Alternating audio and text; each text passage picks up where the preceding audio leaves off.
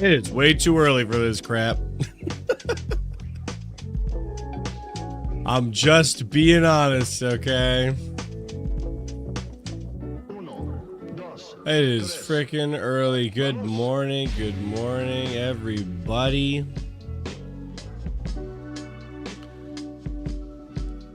Woo! It is heckin' early over here.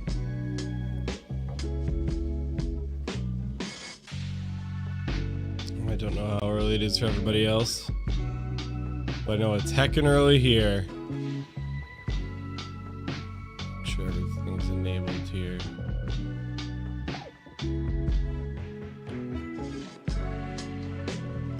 Hope you're all having an excellent morning this morning. I know I am, despite all the early start time to today. Hope you're all having a great time. Oh boy. 2.4. It's finally coming. It's finally coming. Cartethyia, Chacona. Oh baby. It's gonna be a good day. I think to kind of chill, kill some time leading up to the 2.4 live stream, I think what I'd like to do is maybe just get some dailies and stuff out of the way. I think this sounds like a good time, good chill morning. Good chill time to get a few things done. I think that'd be good. I think that'd be good if you ask me. Let's see if I can get this moved over here. Let's stop our music for a little bit and do this. Pop, pop.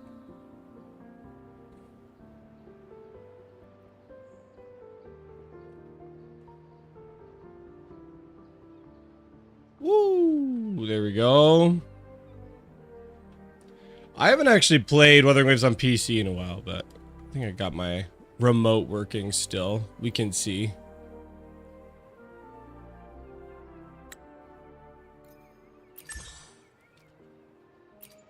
I'm running with a mouse and a remote to actually get these dailies and things done. That's hilarious.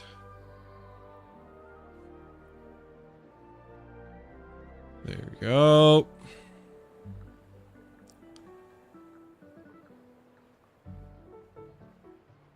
Alright, let's get a few of our dailies out of the way.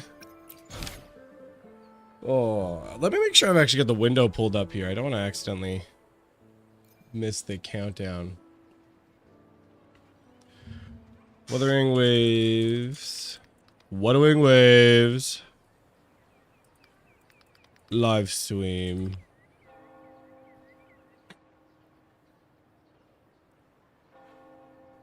Wuthering Waves.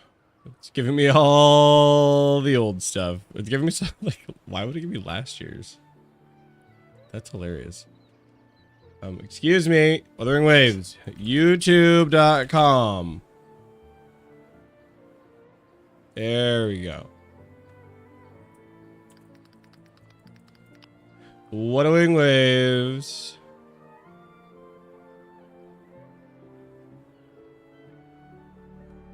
Wait, Wuthering Waves episode 2.4, the Pioneer Podcast. The Joker, what's up, my dude? I'm just pulling the live stream like countdown up here on the side. Hope you're having an excellent morning. I am tired as heck. I woke up at 5:30 for this. I woke up at 5:30 for this. Oh, I don't know what time it is for you in your time zone, but I know for me, it's heckin' early. But I appreciate you coming in. Appreciate it. Okay, cool. We got our countdown up. 34 minutes. 34 minutes until we hit 2.4, gang. What do we think's... Anybody got any predictions for what we're expecting from 2.4? we got any interesting predictions? What do you think might happen? What might not happen? I know, obviously, we've got Cartethyia, we've got Lupa. I think some really obvious ones, obviously, is going to be... I think it's going to be the last part of, like, the main story quest for Renacida. We're going to go to Septimont. I think that's going to... Septimont? Am I even saying that right? Good morning, Enigmants. Enigmants? I'm sorry if I'm saying that wrong. Good morning, good morning. Yeah, I think predictions for me, what I'm thinking is going to happen. First time chat too. Thank you so much. Predictions. Sorry, I'm still waking up. I've been up since 5:30. It's been a little while here. I think predictions 2.4. We're gonna go into the last part of kind of like the main story quest, region quest of Renacida. I think we're going to go to Septimont. I think it's going to be the conclusion of that. We've kind of wrapped everything up with the Sentinel that's happened, and we kind of just need to resolve kind of what's happening with the Order, and it's kind of like overall corruption and how it's been taking control of things. And we've been trying to reach you about your car's extended warranty. Oh my gosh. And so I'm predicting that we're gonna kind of get the last chapter of that. Cartethyia is coming in for that. Lupa's gonna come in for that somehow with Septimont. But yeah, I think it's gonna be there. Vrain, waking up early, Vrain. Respect. I'll respect that. It's heckin' early. 6:27. Efficiency above all. 6:27 coming on in. I appreciate that. I'm sorry. I think there's still like I think it's close to a 20-second delay on the chat, so I apologize. I found that out from one of my mods the other day. He was letting me know that it's decently delayed on this kind of combined text chat. Maybe there's a way we can do like a faster one. Maybe, but I don't think we'll be able to do that this morning. I don't know how to fix that, but we'll try and get that fixed in the world. You woke up at 3 a.m. where you're at? Brother, 3 a.m.? That's crazy. I respect the grind. to get up at 3 freaking a.m. for this? Holy moly. That's heckin' early. But I appreciate you coming on in. I appreciate the dedication. Dedication to the grind. Gotta check out that live stream. But yeah, anyway, end of gonna be the main story quest of Renacida. I think it's gonna conclude with Septimont, and I think we're gonna resolve the stuff with the Order, using with like Cartethyia. That's why she's gonna be brought in too. I think she's gonna be obviously an important part of that. But that's my overall prediction. For that, I'm also expecting. I am expecting something more. They did keep alluding to in the 2.3 live stream when they were kind of like hoping about like some of the rewards, like, but don't worry guys, we got big stuff coming in 2.4. That like I think it's time for them to kind of follow through. Like I'm gonna be honest, I am expecting more though. I would love to see 1.0 flying. That would be nice. Oh my gosh, a 1.0 flying would be really nice, I think. I know some people are skeptical that it's ever going to happen, just because of the amount of testing and stuff that would be needed to make that happen, but I'm still optimistic for it. And I think it's needed, personally. It can be a late addition for anybody who like to start a new account, like you don't start with flying, but like after you unlock Renacida, like you can go back and you can fly there. I think that should totally be a thing. So I'm trying the new Elusive Realm. I hear it's a slog to play. That's what I've heard as well, and I'm gonna be honest, I have not tried it yet. I have not had an opportunity to go in and give it a run, but I've heard literally nothing but the same. Oh, we're gonna do this. Thank you. Okay, we're going to the alt. From the alt, quick swap into Peeve. Boom. I'm still working on my rotations for this because I feel like one, I feel like I'm not fast enough on the rotation All yours. to get into back to the big nuke that happens with Shorekeeper, like when you quick swap back to Shorekeeper and it's gold. But also, I have been just killing fallacy before that happens too, so that's also part of it. I'm not even doing Zanny's Zanny's Efficiency. final nuke there on her ult as well. Okay. That should be that. I think we're gonna go do a little bit of echo farming. Wait, hold on. No, what menu is it in again? Oh my gosh. I feel like sometimes I still regularly get lost in the friggin' menu for this game. Where is it? It's not in Pioneer. Not in Databank. Guidebook? Guidebook. Yes. It is in Guidebook. How do I keep forgetting that? I play a decent amount on my phone. I usually end up like spam tapping until I finally get to where I need to go to. But we get there eventually. We get there eventually. I've still been pre-farming for Cartethyia a decent amount. That's why I've been going to this one still for the arrow damage set. I haven't built my arrow rover yet either. Come on. Boom. How long until the 2.4 live stream? Got 28 minutes. 28 minutes until the live stream. We've got the countdown going. 28 minutes, and then we're gonna find out.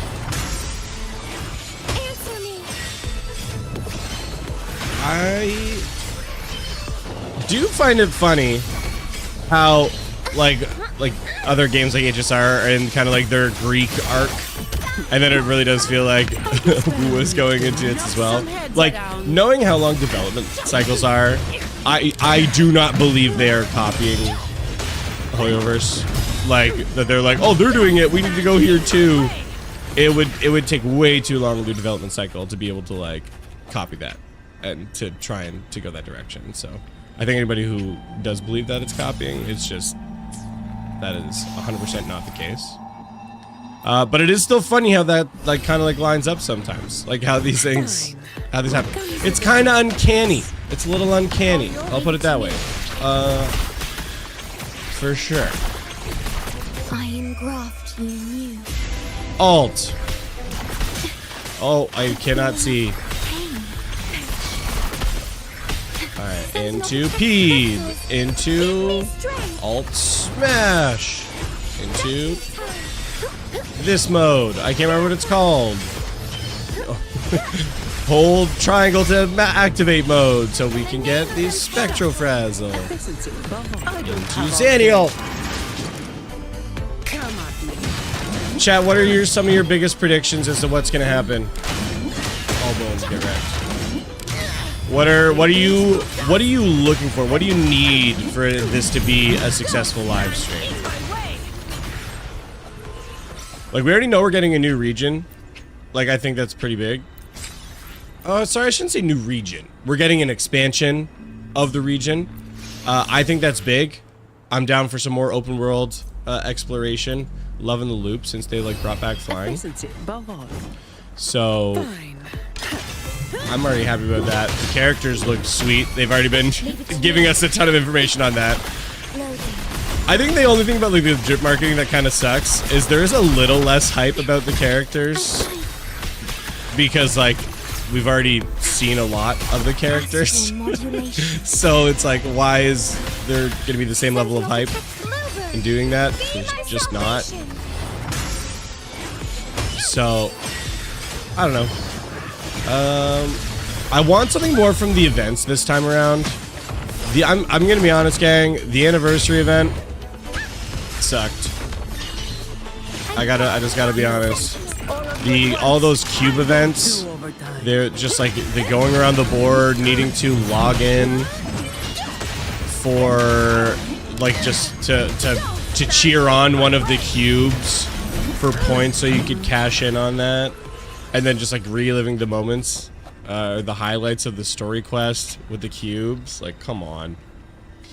What you're looking for: a new region, substat selector, new echo sets, address the anniversary issues, things like that. Yeah, I wonder if they'll actually address anything with the anniversary, or if they're just gonna be like, we're just gonna pretend, like we're just gonna move on and be like, yeah, the anniversary was great, guys.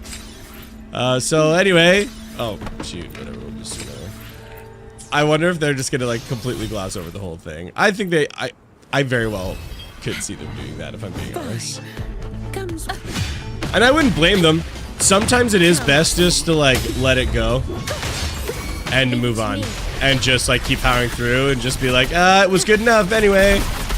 On to the next thing. You know, pull the Hassan and just obfuscate and ignore. I could totally see that being a thing. W, this is so player friendly. Oh my! In the retrospect, that aged like milk.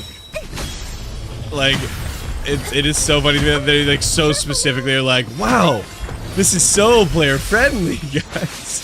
And everyone was like, excuse me? Oh my gosh, I keep holding early. There you go. Wasting so much time on my short control. This is horrible. Boom, boom, boom. Oh, I think the other thing they'll probably do too is there's going to be probably new holograms, if I had to guess. I'm not sure who it would be though, because I think they've added the bosses, but I feel like adding holograms is a pretty typical thing. Aspero! Finally, good time to watch Connor's thoughts stream for me, anyways. Yeah, for you. It's 6:37 a.m. for me.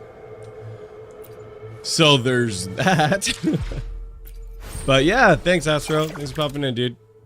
Appreciate you. Okay, I think... Okay, we hit our cap, so we can go. Let's go get some rewards from Lalo. Sorry for the delay on the chat. Watch the ads, knock on the window. We're just gonna open the events page. Okay. Where should we go? Boom. Oh! There we got our ass right. Nope. Too bad that didn't unlock like anything extra. Oh, nice. Can we just like... Yeah, there we go. That's what we're looking for. I'm gonna have to individually click that last one. That's so lame. Boom! Map 2. Middle. This round is still locked. What? Unlocks after 22 hours and 21 minutes. I've been capping out on the wave plates, and so I'm in too early. Come on! Come on! That's so ridiculous. Oh, guys, 20 minutes. 20 minutes till the live stream. I'm ready. My body is ready. My body is so ready. Time-gated events. Thanks, Kuro. Yeah, I know. I don't know why an event like this needs to be, like, straight up. This event right here, like, this specifically is an example of, like, kind of like a bullcrap reason for time-gating it. Like, you can only get 12 of these, like, selections daily anyway, because from the 2 daily login events. And then you get, for every 40 wave plates consumed, you get an additional one for a cap of 10. So, like, you can only do 12 max anyway. Like... So why are we also time gating, like, going through, like, the different zones? That's just stupid to me. Like, artificial barriers for things that don't need to be there. Whatever. How much sleep did you have? 5 hours? I think I got to bed close to midnight by the time I was actually, like, getting to sleep. Then my alarm went off at, like, 5:30, so maybe, like, 5.5 hours. 5 hours. Is, like, what I'm running on at the moment. It's, yeah, not a ton. Not a ton, if I'm being honest. But, you know, we're making do. We're making do. I think it's gonna be, just fine, though. You know what? ZZZ dropped a character demo. Should we check out the character demo? Maybe we'll check it out after the live stream. We'll check it out after the live stream. We don't need to be talking about other games right now. Well, there's a new preview that just dropped for Yixuan. Is that what her name is? I always struggle to pronounce some of these other names. Hey, take care of yourself, man. Hey, look. Sometimes you gotta make sacrifices for the game, you know? And today's one of those days. Okay, what do we got here? Wait, why do I still have a notification on this? Oh, is it just because I didn't access it on PC yet? That's why. Okay, yeah, I was like, I'm pretty sure I did all that. That's all done. This is invitation codes. I haven't done my Whimpering Wastes yet. When does Whimpering Wastes? I still got 9 days on that. And then I got 3 days on Fantasy of the Thousand Gateway. Oh, I haven't done my Chacona trial. I have looked at the holograms and at the first few floors. I have not pushed the hologram floors yet. I've been holding back on a lot of stuff in there. I went hard one evening and just like grinded out a bunch of it thinking there was more. And then all of a sudden I had done all the anniversary content and was like, what? that was it? Watch her be, oh sorry, I missed it before Joker. Watch her be 2 times more powerful than Miyabi. Yeah, I know, right? Like that's probably, I don't think she's gonna be 2 times as powerful as Miyabi, if I'm being honest. I think she's gonna be like as powerful as Miyabi. Straight up. I just think that's gonna be the case. Okay, use Blessed Voice, perform solo concert. Attack 4 times, or intro skill +2, or while midair, cosmic beat. 3 times to use solo concert, vibrating string, triangle, so the skill. Square, square, square, or dodge counter, square, square, square. Okay. Off we go. May my poems light the way on your path ahead.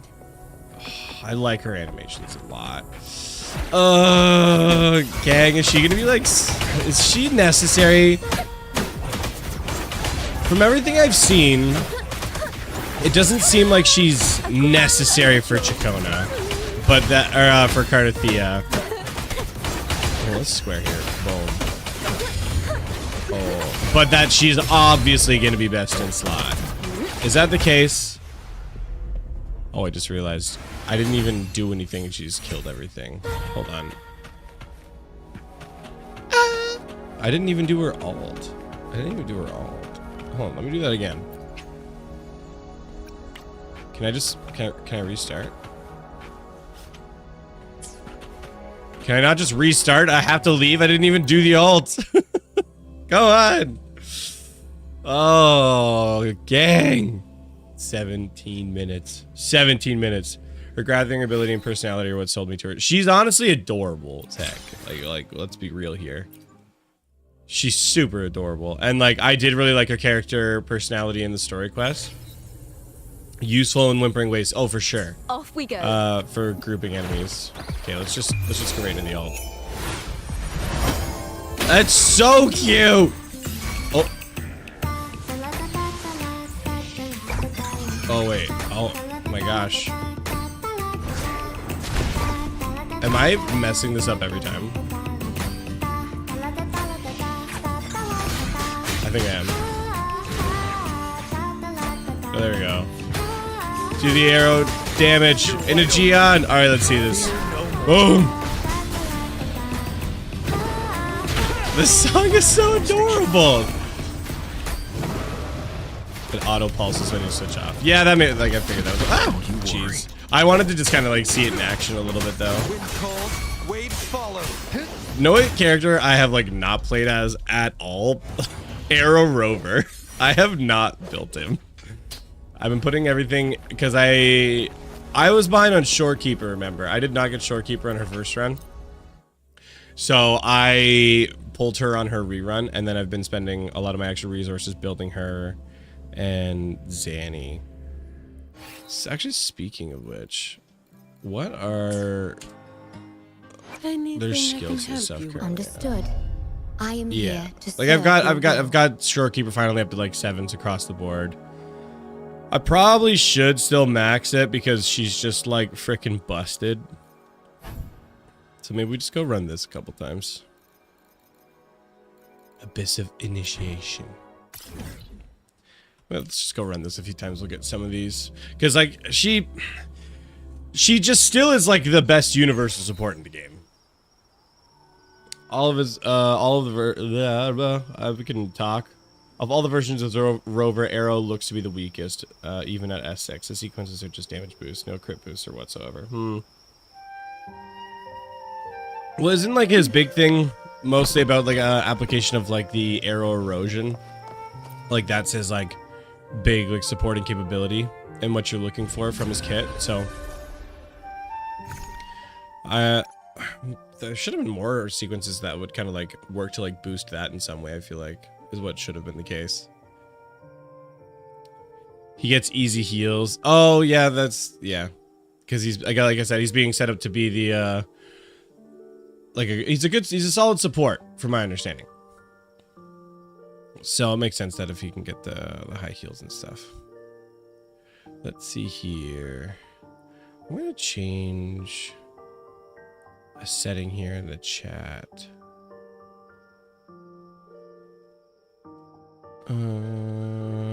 Where do we change? After what we go? There. Quick little chat update. Hopefully that worked. And that should help keep chats up there a little bit longer. He can only convert V statuses, not apply them. Oh. And 2 bursts of damage. Okay. I have not, I'll be honest, I have basically ignored his kit entirely. if I'm being so dead ass right now. I have ignored his kit entirely. But I'm probably gonna have to look at it now if I want to use Cartethyia. Because I'm probably not playing up Chacona. I just don't got that kind of money. And I want to guarantee Cartethyia, and I'm already like still like not having a ton saved, you know? So I need to make sure that I have all of that. But oh, 12 minutes.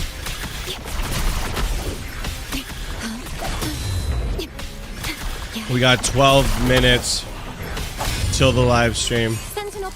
Wait, oh, I switched too early. Shoot. No, I didn't. I lied. I'm half paying attention. My brain's dying.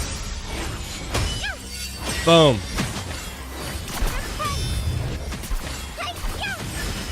12 minutes. I can spare a minute to knock some heads around.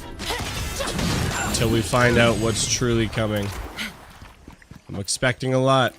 I'm expecting a lot, Kuro. We'll do this 16. That gives us 2 flames. Boom. Not a single gold from a double drop. Horrible. What is this? Efficiency. I've been robbed, bamboozled. Leave it to me. Absolutely exploited and taken advantage of. Okay. Sentinel protect me. All right.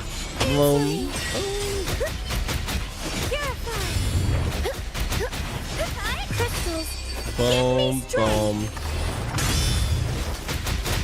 I'm surprised I haven't started a countdown yet on the stream. Oh, when you don't even get to the alt because everything's already dead. Zanny, you're just too good. Still not a single gold one. That's horrible. Alright, last one. Last one. Actually, wait. My outro's not available, but this ult is. Sentinel protect me. Judgment time. There we go. Oh! Gang, do you hear that? It started.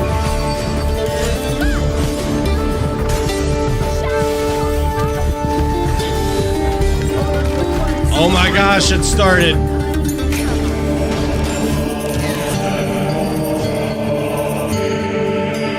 Oh, that's so loud. Oh my gosh. Kuro, chill. Chill, Kuro. Holy. Oh my gosh. That was so heckin' loud.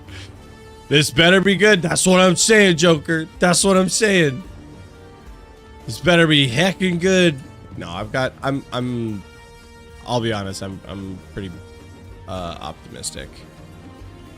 Despite the misstep with some of the anniversary events, I'm pretty optimistic that this is gonna be good. Okay, let's see this here. Claim. I'll just claim this and then. Cool. All right, let's switch around here for a sec. Boom.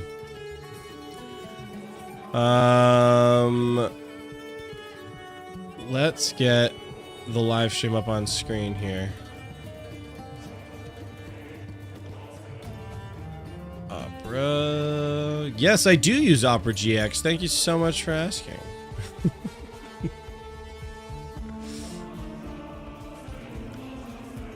Okay, we're gonna hide their chat because we don't need to see their chat. We've got our chat. There we go. Wow. Boom. We finally got it.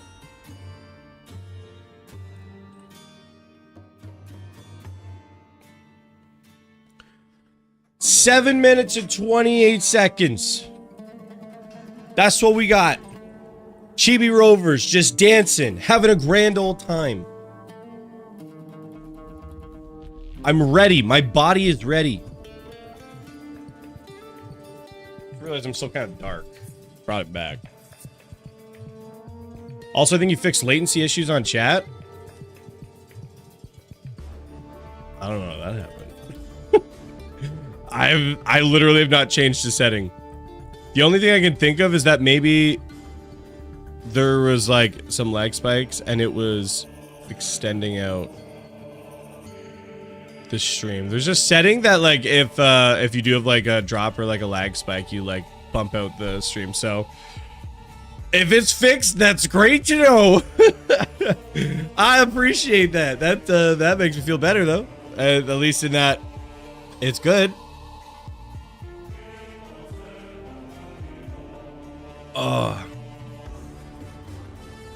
Oh, baby. Is the stream... Yeah, I gotta bump the stream volume a little bit here. How is it mixed all together? Like my voice to the stream. Can you guys still hear me okay? Even over this crazy, loud noise from the music? I hope so. Beauty. Thank you. Oh boy.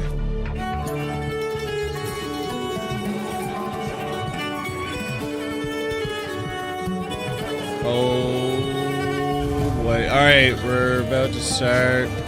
Everyone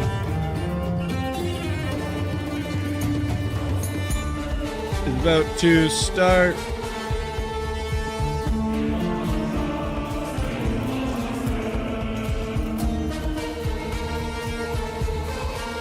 I appreciate all of you that have been here chilling in chat today. Chilling with me this morning. I appreciate it because you know what? I understand that there is a lot of other streamers that you could be chilling with.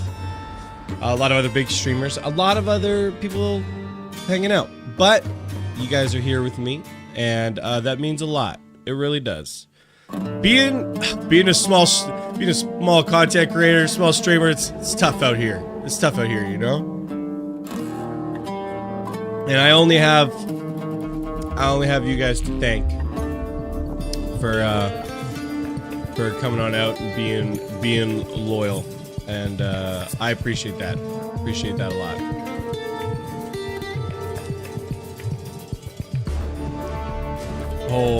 Okay. Appreciate it. Appreciate it. Okay. What do we got? Is that 4? Is that 4? Honestly, I'm not gonna lie. This font, kind of a little weird. Kind of a little weird over here, gang. Like, I think that's 4. Yeah, there you go. There it says 3. That's the. I don't know. I get like they're really trying to like lean into it. I'm not gonna lie though. This music is kind of banging. This music is really solid.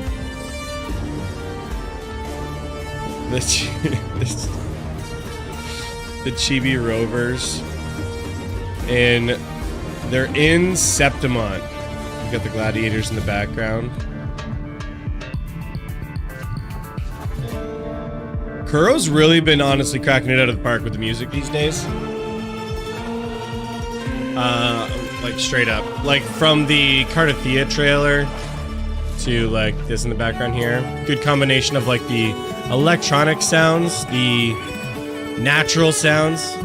It's good. Like, I mean, by natural, I mean like the real instrumentation, like the real like strings, not just what should I say, like generated audio from like a synthesizer or MIDI or something. Like it's,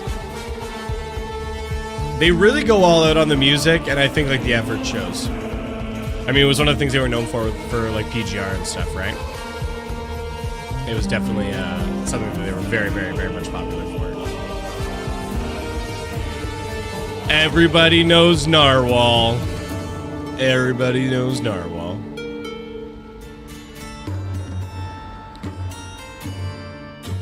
Oh my gosh. Can we just start already? Can we just skip the last 2 minutes, please? Excuse me? Excuse me, can we just skip?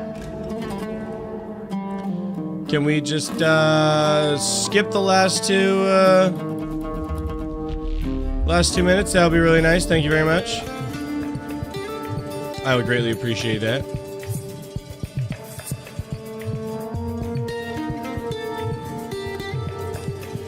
Oh, minute 50. I know, I'm just counting down here. Oh. Maybe I should have done a giveaway. Maybe that would have attracted more people to come in. But like, guess what? I ain't got that money. I ain't got that money. I ain't got that YouTube money. We gotta do what we gotta do.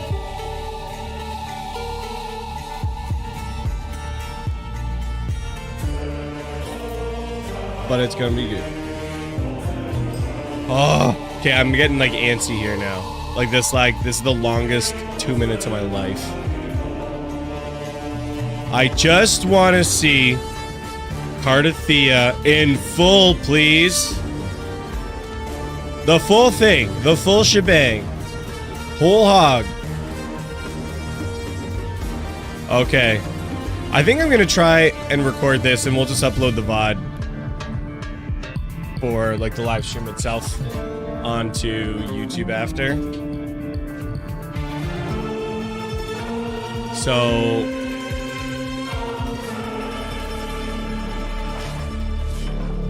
maybe we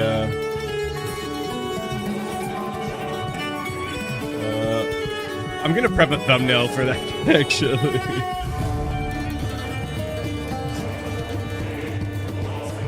Oh, never mind. We only got 20 seconds left.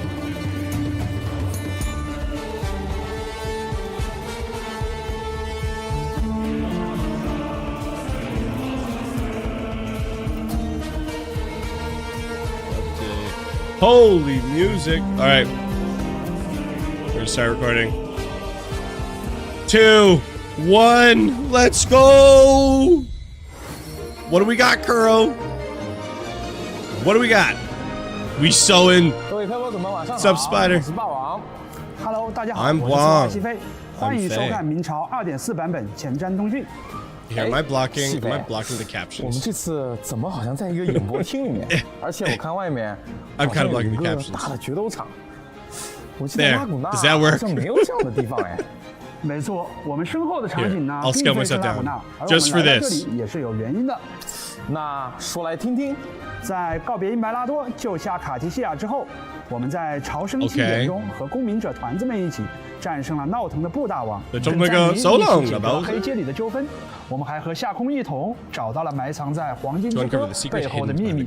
但是就在最近，卡提西亚突然失踪了，而它的频率飘往了七丘的方向，也就是我们身后的大决斗场的所在地。七丘，我记得在 I 纳 just 古纳 want to know where 提到 this is 过 supposed to be on the 七丘 map. 也是林纳西塔的一个城邦，难不成是七丘的人把卡蒂西亚抓走了？具体的情况还是要到七丘才 Did 能够调查 Cartethyia 清 get 楚。 captured by 但我们 Lupa? 在七丘人生地不熟，找起来会不会有些困难？别担心，现在的漂泊者和卡提西亚身上都有着碎主因白拉多的频率，借助着这种同频的联系，即使卡提西亚被卷入了远处的纷争，漂泊者也能够通过这种感应找到卡提西亚所在的方向。那 We're connected. 漂泊者有没有在七丘感应到什么 Is she really the 卡蒂西亚有关的 canon? 线索呢？ The 当 canon 然了，我 waifu? 们在感应卡提西亚的所在的时候，就看到了一幅十分奇妙的场景。卡提西亚曾在 I'm 七 still 丘 Team 和一个 Cantarella. 狮鹫模样的深海战斗过。而这个深海就是被当地人视作守护兽的荣耀狮像，只有赢得七丘当地最大的深海竞技比赛——七丘决斗冠军赛，才有机会与之进行接触。 With a chance to 七 encounter 丘 it. 决斗冠军赛， Great 这是什么比 Aegon. 赛？ What the heck is that? What does that even mean? Is that a reference to something that I'm just not 知名 aware 决斗 of? 大赛，七丘常年受到黑潮威胁，人们需要接受战斗训练。 But 紧密入 Shorekeeper, 侵 yeah, I know. 因此，七丘成为了一个尚武之都，他们崇拜英雄而非神明。也就是说，七丘人没有对于睡主的信仰。是的， Septimonians have 虽 no 然七 faith 丘 in 和拉 Sentinel. 古纳 Sentinel's 都是 dead, 米纳 so 西塔的城邦，也都由岁主的引导建立了家园，但信仰的分歧还是让两座城邦分道扬镳，各自发展了。比起拉古纳，七丘对外界的态度更加开放、自由。决斗大赛也成为了七丘的支柱产业之一。 Yo, there's 有 gotta 很多 be 其他 some 地 kind of 区的 co-op 旅客 event 会在比赛期间 utilizing that. 前往观赛。在七 That 丘 reminds me 决 kinda 斗 like 比赛里， Final 决斗 Fantasy 士需要两组队与他们的深海伙伴共同上阵战斗。 Fight alongside their 那我们 Echo 想要调查卡蒂 partners. 西亚相关的线索，岂不是只能先参加比赛？在我们 Is there gonna be some kind of event where, like, the 的比赛 Echo stays 我 on 们就能 field or 接触到 something? 荣耀事项。没错，在七丘我们会邂逅一位当地的竞技选手路帕，他似乎因为某些原因退出了原本已经声名远扬的队伍繁之队，现在正在寻觅 Lions 新的 is 队友。 currently seeking a new partner, and I will 不就 oblige. 是最好的竞技 Are 伙 we the best 伴 partner 吗？ for 是 her? 啊，路帕想要参赛 I'll，be 而我们想要通过冠军赛找到卡提西亚的线索。那么和路帕合作就是最 Sticking 合 up 适 with 的 Lupa 选 is the 择。 best option. 不过啊， Okay. 七丘这座城市 The 似 city of 乎还有 Septimont 不少 seems 值 to 得 have many 深究 different 的地方 aspects。worth investigating. 那这些 Okay. 就要等各位漂泊者们自己去探索了。现在，让我们先看看2.4版本 Oh, the 新晋 trailer 当务之冕的版本 PV，一起开启七丘之旅吧。 Let the journey begin. We got our trailer. Let's see it. I'm looking for her. Why'd they get both rovers saying that? They're like, don't worry, guys. They're both canon. Just pick one. It's fine. Yo.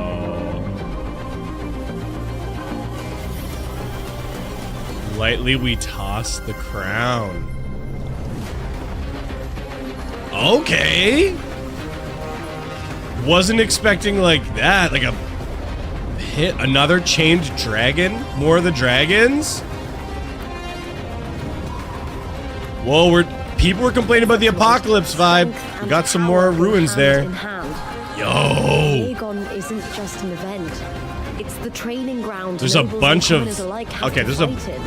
bunch of arenas. You all know well that gladiatorial combat is the lifeblood of our ancient and mighty. Yo, I definitely have not seen these characters May before. your courage honor Septimont and prove your loyalty to its They look spirit. great.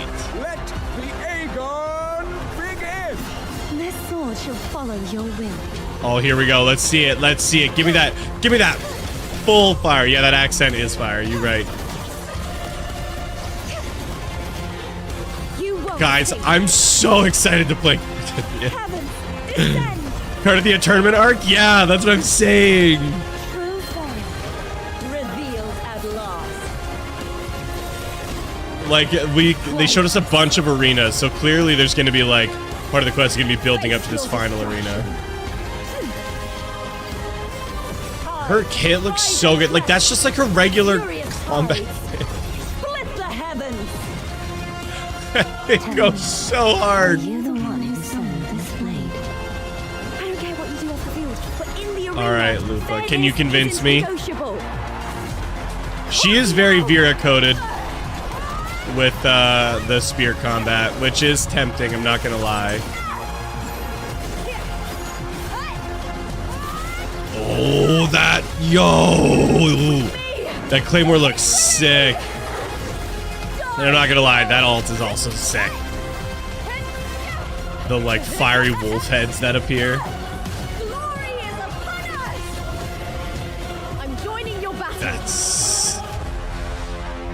That is sick, the posting up on the spear there. Oh! So you can see the ending. Frolova! Wait. You plotted this tragedy. What? Deeply interwoven in the fate he has spun. Luck and misfortune. There's gonna be so much left still. Nobility and lowliness. Weakness and strength. A person's nature is like two sides of a coin. I forgot his name. What's his name? Yo, Lupa's gonna get possessed by the Dark Tide. Yo! Surely you know. Yo! You cannot undo my skill. Cristoforo, thank you. At the end of the story. I was wrong. This clearly is not going to be the end of the Renacida arc of the core story. I've been too brainwashed by Genshin. Oh my gosh. Lupa will bring the Dark Tide back. The Threnodians are also playing him? But isn't the Threnodian dead? I'm so confused. Which Threnodian? 在 2.4 版本中，黎大西塔将开放全新地块七丘。同时，我们还将根据版本时间推移，以章节为单位，分别在6月12日、7月3日开放潮汐任务第2章第5幕《荣耀暗面》，以及潮汐任务第2章第6幕《燃烧的心》。在荣耀暗面中，漂泊者会首次踏入气球，并在夺冠的过程中逐渐寻觅卡蒂西亚留下的踪迹。而在燃烧的心中，路帕将在漂泊者帮助下找到这次故事背后的始作俑者。 We're gonna unmask Cristoforo and Frolova. Okay. 希望漂泊者们能够好好享受七丘跌宕起伏的故事。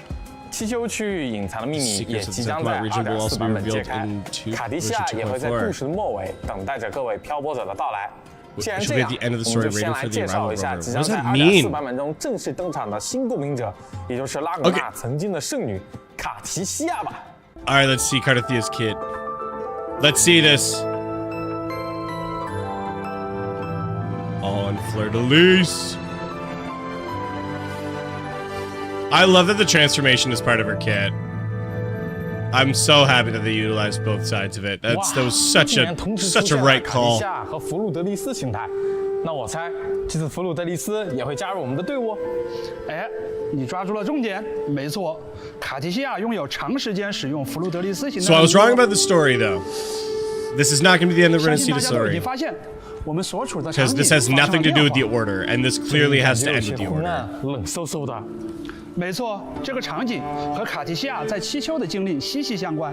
在这里，漂泊者们也能感受到。 There's multiple areas. There's like a surface area and like a depth area. 相信大家对卡提西亚相当熟悉了。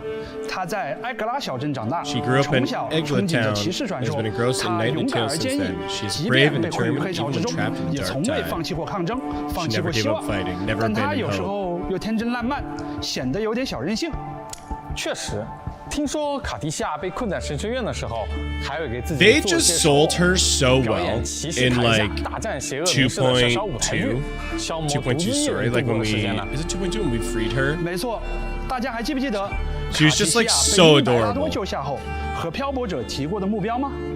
为了变得更强，让自己能够超过漂泊者，他正以骑士的身份在黎纳西塔四处游历，磨砺自己。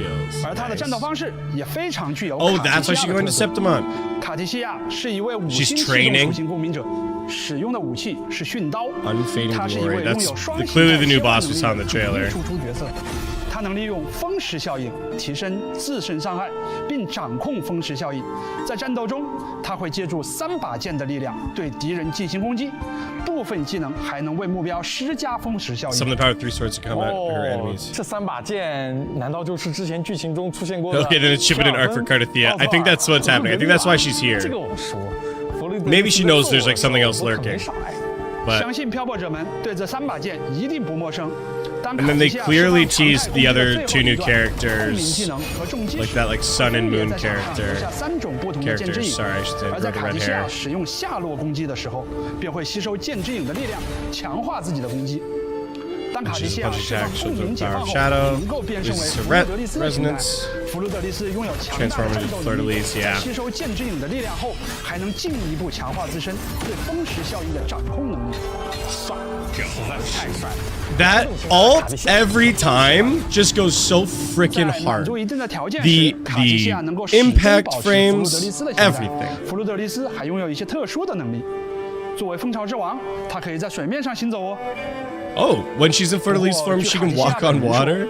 在使用弗鲁德利斯的形态的时候 Some things do trouble her a bit when she uses her Fleur-de-Lis form. 她的话语和动作都要控制得更加稳重，有气势。 She needs to speak with more composure and confidence. 即便外形会在使用力量的时候发生改变，但卡蒂夏还是那个卡蒂夏。 漂泊者可以与不同形态 Is the Fleur-de-Lis form on a timer? Because they were just like showing her just like chilling on the water. 在 2.4 版本中， Jesus. 全新五星训刀不屈命定之冠 Firestorm. I might pull on the weapon. I haven't been pulling on weapons. 纤细枝条般的剑柄延 But I 伸 think I 出 might pull 修 on her 长的剑刃， weapon. 通体设 I'm pretty close to a 刻 pity, 折 I'm pretty sure, on 给人一种 her 神圣 sword. 洁净的 On 感 the 觉 sword. 拔剑后，剑身 Or 上 the weapon 还会 banner, I 出现 should say. 潺潺流动的蓝色气息。 这把剑看起来颜色与她的服饰非常搭配哦，感觉非常合适。 介绍完 They said 大家 extended 已经 periods 很 of 熟 time 悉 and 的 under 卡蒂 certain 夏 conditions can be 接下来就 indefinite. 介绍我们即将在七丘认识的新共鸣者路帕吧。在 2.4 版本中，漂泊者们可以和路帕一同组 Like, 队， I like Lupa a lot, 发起冲击。 那就让我们 but she still seems like so skippable. 请出这位七丘的决斗士，赛场上万众瞩目的新星路帕。 Lupa! Okay. Dang. Unofficial Fox girl. I say that 路 because 帕 it's 是一 like 名 a 热 flyer 熔属性的 tail 五星共鸣者， thing, the 使用 ears 长 that 刃作为 appear. 武器。 Broad blade user, okay. 看起来威风凛凛，他有一把火焰长枪，还有像狼一样的 Cartethyia 獠 better 牙 come first, by the 甚至 way. 还有 The 一 patch, 条 I don't want to. Yeah, that metal rip was 毛茸茸的 sick. 狼尾巴。是的。 Oh no, she has a tail. 是他共鸣能力 She 带来 is a 的身 fox 体异 girl. 化 I'm wrong. 他很喜欢决斗赛事，会对比赛的录像一遍遍复盘。 Unless it's just like part of her 在赛场 outfit. 上的打法也很有爆发感，是七丘决斗赛场上引 We're 人 just gonna add 瞩目 animal 的新 people and 星。 never explain 凭 it. 借着自 Curl 身实力 games. 路帕深受决斗大赛观众们 We're 的喜 gonna 爱。 add elves and never 记得 explain 前 them. 面好像有 Curl 提到 games. 他似乎因为某些原因退出了原本的队伍繁殖队，似乎是因为 She left the Bow of 家族 Legions. 在干扰比赛的 Apparently 正常 some 进行。 families were 喜 interfering. 欢 Huh? 公平竞技的路帕 Maroon 一直 5对于 animals 作弊 just 行为 start- 非常不认可。他对赛场有着最纯粹的追求与热爱，享受着竞技本身带来的快乐。作为经验丰富的决斗士，路帕擅长使用一柄特别的长枪，在战斗的过程中灵巧的移动，他能够在空中对敌人发动攻击。 Ooh, 被 the air 路帕攻击 combat. 的目标很难逃脱他的 I like the 注意 air 力 combat. There's not a lot of characters that like you 发动 really 攻 like 击技能 utilize 时 the air 他会向 combat as 空中 part of 跃 their 起 kits. 此时，路帕可以发动强化 Oh, 攻 that 击技 was 能。 sick the way she kicked that. I'm not gonna lie. 可以 Okay. 获取特殊 That 能量 was so 狼焰 dope. 累计狼焰可以通过释放强化重击或者空中攻击获得狼魂。 To obtain 在 wolf 获得 faith, 足够的狼魂后， and then 路帕 after 可以 obtaining 释 the 放 full faith, 狼舞的 she'll enter 决议 dance with 及 wolves 此时 climax. 如果切换其他队友上场，路帕便会停留在场上。 And if you 伺 switch 机而 another 动 team member, 当 she'll 队友 remain 释放 on 共鸣 field. 解放时，路帕便会配合队友 A 共 little 同攻击敌人。 coordinated attack damage. All right. 没错。 So 当路帕释放 she's 共鸣解放后， gonna 便 be 能 using the 提升狼 coordinated 焰的 attack 获取 damage 效 set 率。 that I'm 不仅 assuming. 如此， It's 它 probably 的 gonna be a 共鸣 big 解 thing 放 for her. 还能为队友带来狼的护佑，展开火焰光环，提升队友的伤害。而当队友不是被击飞的 Oh, 时 she also 候， boosts team 路帕还会 damage. 帮助队友，让队友 Okay. 自动脱离受击和击飞的状态。是非常可靠的路帕。相信有了这位可靠的搭档，漂泊者的队伍一定可以打赢冠军赛，获得属于冠军的荣耀。 So it seems like she can do decent damage. She does coordinated attack damage and boost attack. So like that's actually like a pretty solid kit. 同时，我们也将推出一把 Also, that's what her broad blade actually looks like. That's dope. That's very like Elden Ring.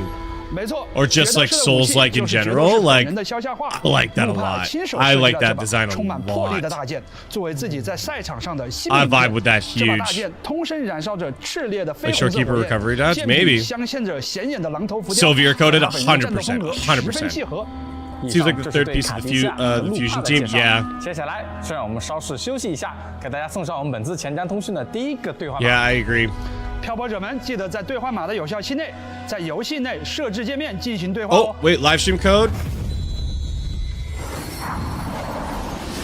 Shadow of Wait, hold on, what is this?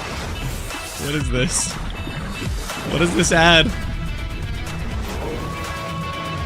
Alright. Mods, can we pin that? Heartpour, official energy drink of the Aegon of Champions. Heartpour, fuel the Septimont's pulse. How do we do that on the YouTube side? Can we pin that? Confrontation. Cooperation.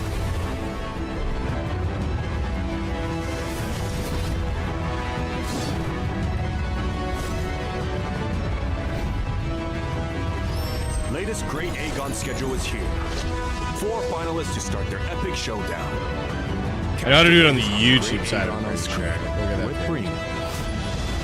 Septimont Great Aegon. Hunt for glory. 刚刚播放的这段广告看起来就像七秋的旅游宣传片啊！没错，七秋。 Oh, hopefully we're back. Reconnecting. What a horrible time for the internet to go down.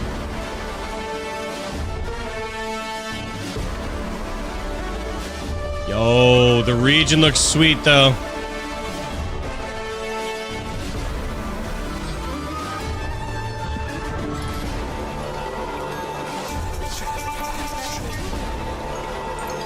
Looks like we resumed on the YouTube side.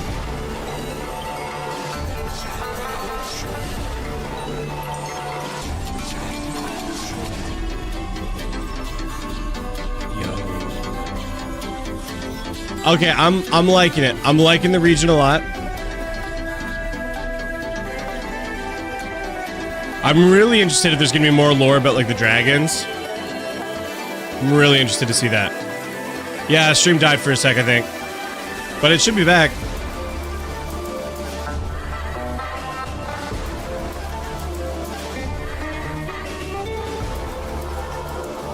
I'm really liking this like depths aesthetic.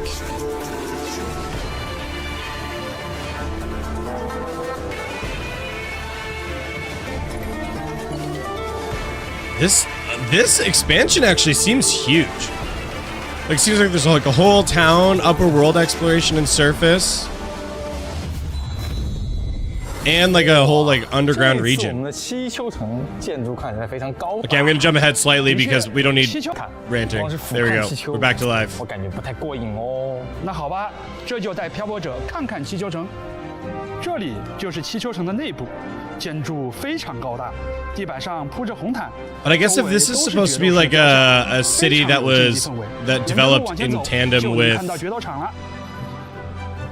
We're gonna see that like it should be big. The Colosseum of Olympos.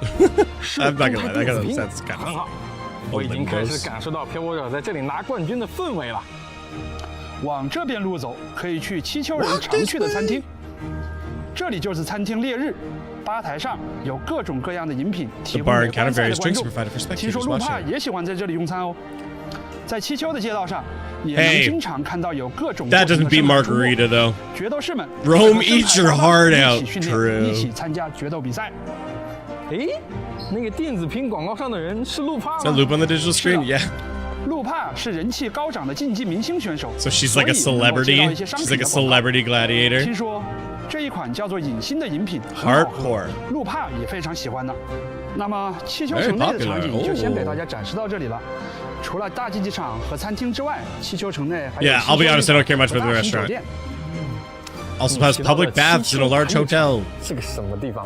无论是观赛者还是参赛者，气球人都习惯在比赛后去浴场泡泡热水。Oh, look, it's a 放松酸 vomitorium. 痛的肌肉和紧绷的神经，是很惬意的放松方式呢。 Oh my 气球 gosh. 的旅游产业如此发达 Bath 泡泡者 mini 自然也 game. 可以来感受一下了。 Go bathing with your 在经 wife. 历诸多战斗之后，肌肉酸痛和神经紧绷都是在所难免的。 No way. 这时候就前往气球浴场放松放松吧。那听说在气球的野外也时不时会传来神秘的鸣叫声，感兴趣的漂泊者们也可以去气球的野外调查一番哦。 That looks 在 sweet. 探索的路途中，有时还会碰到一些阻碍。 What did I miss? Sands? Oh, 来自气球的苦 the 力 preview. 生态 Oh, 又会成为漂泊者的帮手，帮助 New Echo just got shown. They've been showing the region. They showed the trailer. They showed the characters. 路边的小深海， And they're kind of like going over the kind of world and exploration and stuff so far. Good to see 还 ya. 挺可爱的。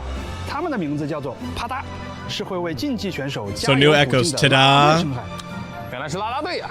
那在漂泊者上台竞技的时候，相信他们会更卖力的加油的吧。另外， They're kinda 还 cute. 记得竞技场上盘旋的电子屏吗？ The digital screen's 仔细 hovering 看 above the 有一个 arena. 带鱼模样的深海，是它在为大家提供 Oh, 竞 I 技 didn't 场 even 上的 notice 电子 that 屏显 before. 示，可以实时播报赛场上的动态哦。所以这就是传说中 A 的 ribbon 带鱼 display. 屏。 Hey, 除了有趣的 yo. 带鱼屏和啦啦队之外，我们也会在气球遇到各种不同的残像和深海。首先呢，先给大家一起 Metal 介 Gear 绍一下 Revengeance. 都很 Oh, 熟 I 悉的面孔，小翼龙、眼射 Spectro Drake. We had the Arrow Drake. That's not that crazy. 以及小翼龙湮灭。 We're just getting the other elementals. We only saw the Arrow 已 one 经凑 from 齐6种属性的战 the 队了。 Avenolium. 除了大家都十分熟悉的小翼龙之外，我们还有几种全新的深海。 Brand new 它们 Echoes. 分别是 Okay. 苦信者的作用， Devotees of Flesh. Is that like a 传道者的 fishman? 移形。 Oh, this is like 小鳄 in that underground region. Oh, yo, that one's sick. 此外，气球地区还有一些比较有特色 That's 的敌人。 crazy. That 在 one 气 was sick. 球有许多游荡的决斗士，当他们进入战斗之后，还会换来自己的深海伙伴。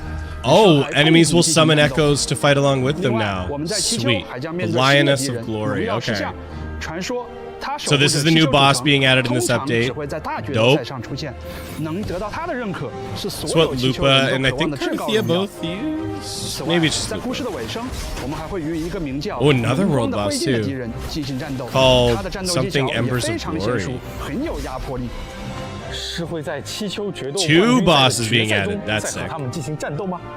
Probably 这 for 就要 part 1 and 等漂 part 泊 2 of 者 the 进入 story. 剧情后再体验一下啦。 Because there's two parts of the 2 chapters of the story being added in this 新的深 update. 海和鸣效果，分别是愿代荣光 It's 之 one 旅 from the recent 与奔 trailer 狼燎 which 原之 attacked 夜 the city. 愿代荣光之旅 Oh, 能让佩戴的攻击者 yeah. 攻击存在风蚀效应的敌人时 Oh, 为 boost 攻击 resonator's 者 crit rate and 提 crit 升 damage when 暴击 attacking 与 enemies 气动 affected 伤害 by 加成 arrow 而奔狼 erosion. 燎原之夜则能为公民者的公民 Provides 解放 additional 伤害 bonus to 提 resonator's 供额外的加 resonance 成。 liberation 希望气 damage. 球地区的新深海以及新的深海套装能给漂泊者们带来新的体验。接下来为大家带来本次前瞻的第二个 Second redemption 希望 code. 各位漂泊者们能够及时上线兑换并领取哦。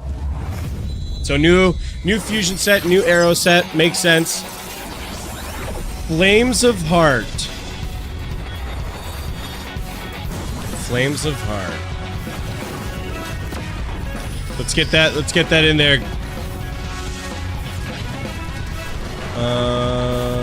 How do I get that added on? Here we go. Here. Countless echoes, limitless tactics. Join Peaks of Prestige, a great Aegon for echoes. Glory calls, and the Copy. arena awaits.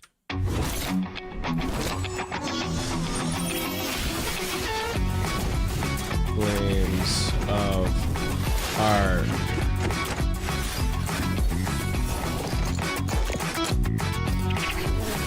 Aegon merch drop. Available now. Unpin. Pedley's, official retailers of the Aegon of Champions merchandise. Order now and get the best picks at Septimont. These in-game ads are kind of funny. I'm not gonna lie. They go like really hard on adding like the extra flair. 接下来我会和霸王一起 version 2.4 events and optimizations. Okay, we want to see what are some optimizations. I got high expectations here. What do we got? So obviously 2 new resonators. Yes, we know. Cartethyia is going to be up with Alto, Baisha, and Yuhu. Up in the first half, let's go. Get her faster with her weapon. Yeah, obvi. Honestly, her 4 stars, they suck. Lupa, we got Sanwa, Chisha, and Taochi. Like, Sanwa's not bad. You can use it in S6 Sanwa. That's not terrible.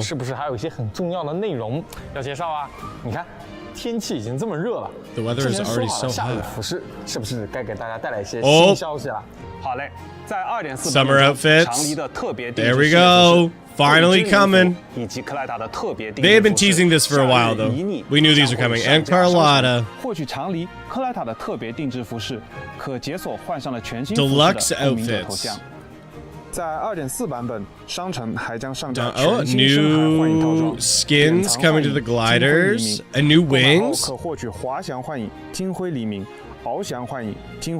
They're premium, so you gotta purchase them. So paid glider, paid wings, paid skins, only paid skins so far.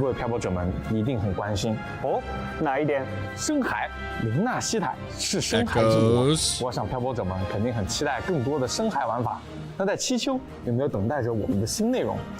当然有了，在气球有一个名为“荣耀之丘”的深海决斗游戏，可以通过终端远程控制深海的排兵布阵，与气球的决斗家们进行深海战斗。据说很多人以传说中的巅峰决斗家称号为目标，踏上了挑战强者的旅途。也就是说，我们在2.4版本也可以成为决斗家。Oh, 2.4 we can also become a duelist. 2.4版本将开启活动。激斗向着荣耀 Okay, then all out 可以参加活动 combat event 属于自己的深海队伍。在活 And where we 动 build 中，大家可以 Echo 使用终端对手 like a 中的 Pokemon 深海 event 进行布阵与升级。每只深海都有自己 Oh, 独特 is 的 this 战斗 the- 方式，而作为队伍核心的深海，则 It's 需要满 a 足一定 oh 条 no, 件 it's like 才能 auto 在 chess. 战场中出战。另外，漂泊者可以通过 Yo, 选择 okay. 不同的角色策略，对战局的走势施加影响哦。组成自己喜欢的深海队伍后，漂泊者 So 还 an 能 auto 挑战 chess 气球 event? 当地的决斗家，与他们进行荣耀对决，获取荣誉勋章，进 To 一步 obtain 增加 medals and 自身的 prestige, 战 which 斗 can be 力， further 解锁 used to 更 further 多的 enhance 奖励。 your 参与活动 strength. 可以获 Okay. 得新生奖励深海异象巨 Phantom 火 Cuddle 以及 Waddle 深海幻影凯旋时刻，组建属于自己的深海小队。 So there is 升级 free 荣誉勋章 glider 成为 skin 气球最强的决斗家吧。是的。 Nice. 阿凯，气球人除了 It's always bad if it's only like paid skins that come out. So the fact that they've got a couple 还有 other 其他的竞技形式吗？当然有啦。 like a 你看 free 气球的成局 cosmetic 是 gift 不 for the 是也 wings is 像一个 good. 巨大的竞技场，在完成潮汐任务第2章第6幕燃烧的星后， So after 大家 a 就可以 story 参与 quest, 全新的区域活动 a new 惊喜 regional 部落 event, 哦， banners never 是在气球 fall. 城区里面开展的竞技比赛吗？它和决斗比赛稍有不同，它是 Different 气 than 球官 gladiator 方开展的 matches. 具备挑战性的模拟狩猎活动。 Simulated 有挑 hunt 战性 activity. 那我就来兴趣了。如何有挑战性呢？惊奇部落活动开启后，七丘的上下城区会被划分为几块不同的区域，每一块区域都树立着大大小小的旗帜。完成战斗或者探索区域里的旗帜，就能提升历练等级。 Oh, okay. So this one is a 每个区域 combat 都会有一 event. 个核心旗帜，由十分强大的敌人进行守护。漂泊者们只要攻占了核心旗帜，便可以占领整片区域。 Is there gonna 获得对应 be 的奖励啦。 any kind of like twist to it, or is it just that combat difficulty varies in challenge battle, and the upper city will be more challenging than the lower city? Yeah, okay. 旗帜提高等级获取增益之外， And leveling 我 up 们 to 还 game. 有什么 Okay, so it is like 战 a 术方式吗 roguelike, 当 or 公 like 民者 leveling 在 to 战 game 斗中进 buffs. 行闪避反击、逆势回击等操作技巧，就能获取额外的战斗增益，提升即时战斗能力，让漂泊者越战越勇哦。另外，提升区域 So, like, basically, based on your skill, you actually 意向幽灵活等奖励。 在2.4版本结束后 Or， 没有完成 improve 荆棘部落挑战赛 skill 的漂泊者 and 依然可以继续通过 new 常驻活动界面了解活动的相关信息。 Oh, and it's permanent. Banners never fall is permanent. 我现在就要用我的实力去占领整个气球。 Okay. 不过你说 We like permanent events, so people can go back and check them 提 out. 升历练等级的情况下，直接去挑战最高难度的惊奇战斗吗？如果能确保无伤的话，或许会有机会哦。我非常期待各位漂泊者的挑战哦。说到气球城区，阿凯，这次 Will there be exploration 有 events? 和探索相关的活动吗？有的。这次我们也将开放3个与气球相关的探索度活动。exploration 首先 events. 是荣光永恒之丘区域探索活动。漂泊者们在完成气球的各类探索任务后，即可获取新生、养成材料等相关奖励。其次，大家可以参与占领追航活动，在高低落差极大的气球城区里进行穿梭，留下自己的足迹。最后，我们也再次追加开放了行旅图集气球现实探索度活动 and travel atlas. Okay, so basically kind of the standard stuff that they come along with the new region of exploration. That's 希望 fine. 建筑宏伟、充满竞技活力的气球能给大家带来不一样的探索体验。话说回来，霸王，最近你有听说我们的老朋友马季的新消息吗？他又遇到什么麻烦了？说来听听。似乎转到物流总部后，对他的业务并不太看好呢。还说只给他最后一次机会，不然就要直接停掉乌邮币的兑换业务。虽然这 so then they're doing another Lalo exchange event. 是很方便，也给我们带来了不少报酬。要是业务被砍掉，那还是非常可惜的呀。所以这次也拜托漂泊者们来帮忙。Yeah, all right. Free rewards, spin a wheel, 重验活动 do some daily stuff. 即可获得乌邮币。I mean, look, we take free asterite. 除了新的探索度活动之外，我们也新增了一些漂泊者们喜欢的战斗内容。首先是全息挑战。New hologram. 原来是他。相信体验过幽夜幻梦任务的漂泊者一定对这个形态特别的敌人。Wait, was this the one from Cantarella's event? 战斗的漂泊者一定要来试试哦。而另外一个战斗活动 was Kelpie the one from 危机挑战活动。区域危局 Cantarella, like the Cantarella boss, which was the slight twist on 有利了林纳西塔和气球，为大家模拟出了更加强大的敌人。Wait, hold on, Virtual Crisis Frontier. 各位漂泊者们 ，Yo, sweet 和辽赵之旗同时在场上出现的场景，这看起来就非常有压迫感。当然 ，fighting 2 different bosses at once, that's kind of fun. 并且增加了每次战斗中可装配的支援模组数量，每次战斗都可以装配2种。That's sweet. Actually, I like that. It's like Babel Tower, where you go through and you get to pick the difficulty, but like some of it's like fighting like 2 bosses at once, like stuff like that's okay. So basically another Babel Tower event, Virtual Crisis. Sweet. 复合模组，他们会让战斗难度急剧增加。喜欢挑战的漂泊者们 ，I think that's good. I think it's good to make that 2 bosses at once while I'm good. 漂泊者们达到一定的复合等级就能拿到帅气的称号。Title as a reward. 还会有的吧？包的。我们为乐于挑战的漂泊者准备了新的称号，只要完成一定复合等级的挑战，就能获取全新称号区域的临界点。Virtual Vanquisher. 那么接下来就进入系统优化内容的介绍。Okay. System optimizations. 拍照系统中的滤镜功能，这个我知道，可以调整滤镜强度，方便的对画面进行氛围。I'm gonna be honest, I do not give a crap about the camera. I use it literally only for challenges. 实在是有点遗憾。那这次我们就来弥补这个遗憾。2.4版本更新后，漂泊者们打开设置页面，就能在图像设置里找到全局滤镜功能。选择喜欢的滤镜，调整合适滤镜强度，并应用之后，就能对全部画面应用滤镜效果。That's actually sweet. 没错，将这次更新的全局滤镜功能与全局亮度、对比度等调整功能叠加使用，还能调整出更多不同的效果。You can apply them as a global filter. That's actually sweet. 在持续优化 NVIDIA filters without NVIDIA. That's sweet. I got an AMD card, so I think that's sweet. 或者行走在气球的落叶之上，或者在落叶上进行攻击，都会有对应的 world optimizations. 再比如，当漂泊者贴近水面翱翔时，水面也会出现被激起水花的交互效果。我们希望 So it's only on PC, it 能给 said 漂泊者 though. 们带来更好的体验。此外，在这个版本，我们还对快速体验 2.0 版本剧情功能 Fast 进行 track 了优化。 function. 在漂泊者首次跟随任务流程， Now when new rovers activate the Resonance Nexus in Jinzhou, the next stop, Lumacita, will be 在 unlocked. 2.4版本，我们还会上线剧情专注模式，漂泊者们在进入专注模式后，角色与场景将再也不会被其他任务占用，不会被其他任务打断目前的潮汐任务进程了。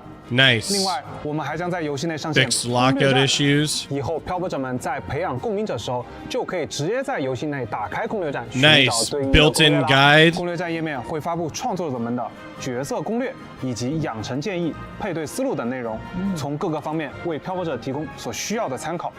太好了，这样以后想要寻找养成攻略的时候，就可以直接在游戏内 That like kind of like ZTD's had that for a while, so it is convenient. 冠军赛的题目在2.4版本开启后，我们将通过邮件为各位漂泊者送上10个福金波纹奖。 10 free pulls just for going. It doesn't look like it's a login event either. It's just get not login. Sweet, that's awesome.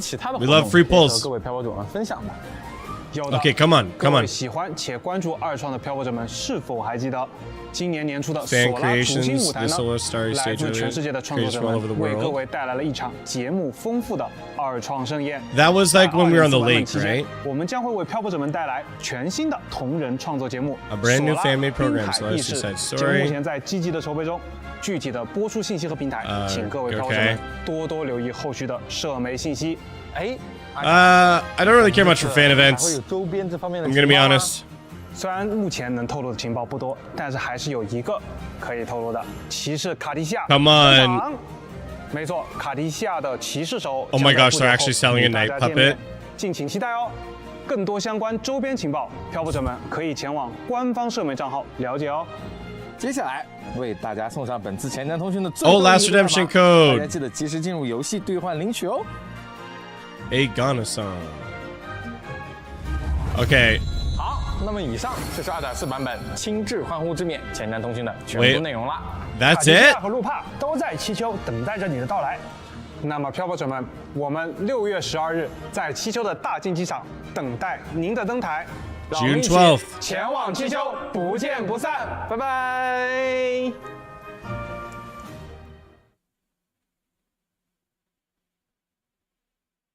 Is it? Oh?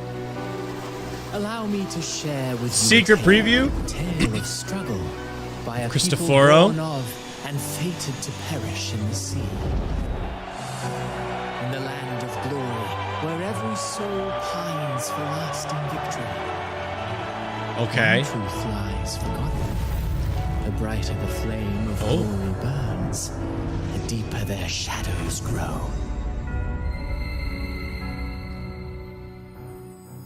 Is that how like she's gonna be able to get like Soul possessed who by the slumbers in the netherworld, dark tide? lost in the tides of reveries. Pulled in by nostalgic music of homeland, she stumbles her way across the world beyond. Oh, is she from Septimont? An observer of the future and the laws of causality, she sings a silent ballad.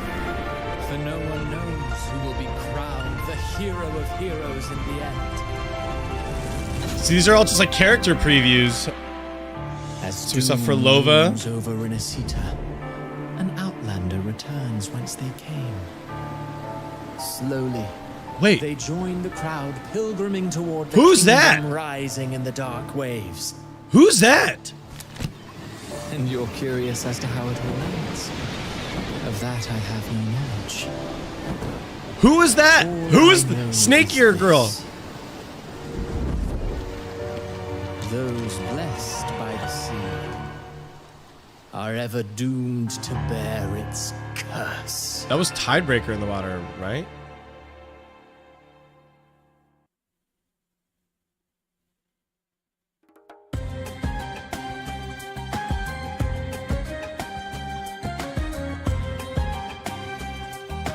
Is that the end?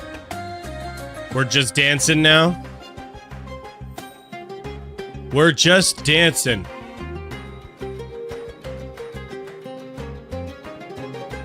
We're just dancing. Okay. Is that really... Okay.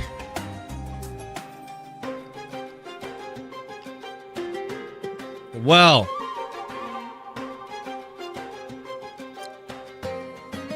Huh.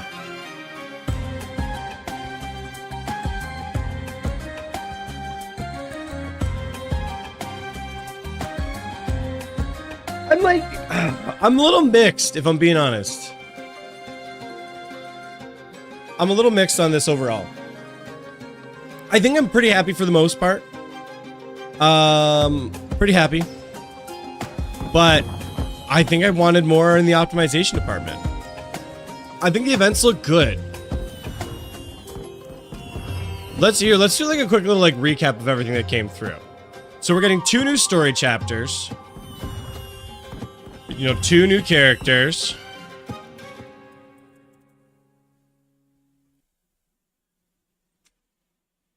Seems like that's the end. Oh, no! Secret trailer! Secret trailer! Secret trailer! They're pulling a Marvel. She looks great, by the way. I like her design a lot. So they're like sun and moon, basically. Very Rin-coded. Nice. So they're teasing the characters to come. So we got the Sun and Moon character probably next. Frolova. And then who was that girl with the snake earring who popped up before? The Moon Girl is sweet. Who is he? Who is this guy?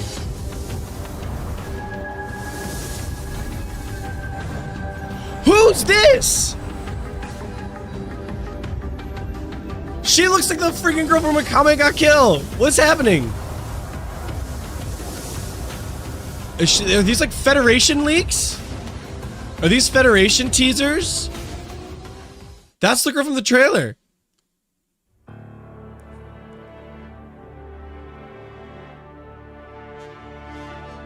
Holy!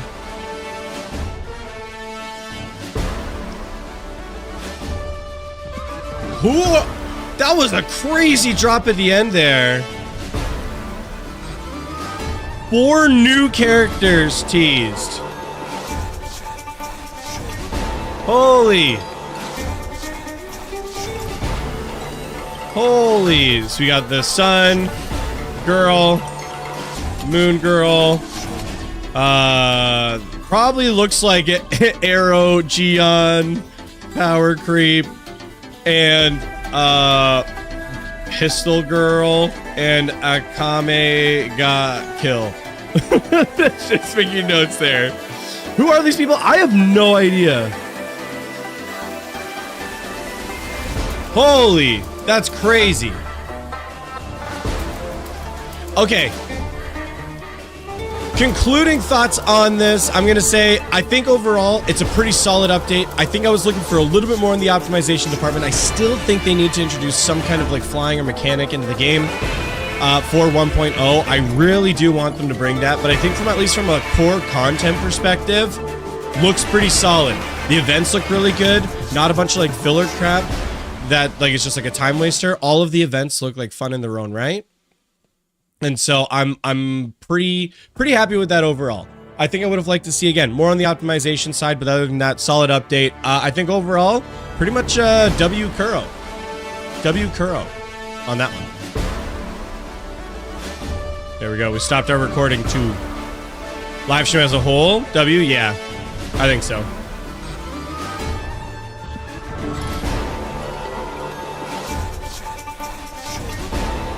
Okay, I'm just going to mute this now. Because I believe that... that's the end of it. Alright, chat. Let's do something here quick.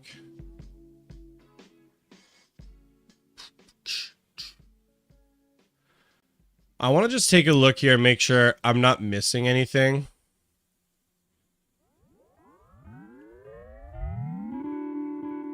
Let's quickly add a new window here.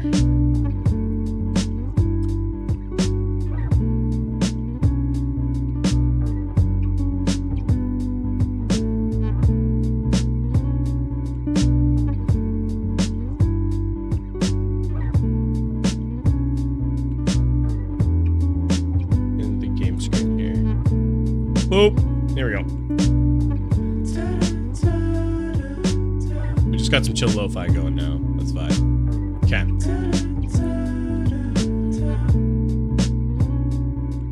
Let's take a look. Make this a little bit bigger. So, live stream recap. Let's make sure. We've got everything detailed here. So we're getting 2 new characters. Cartethyia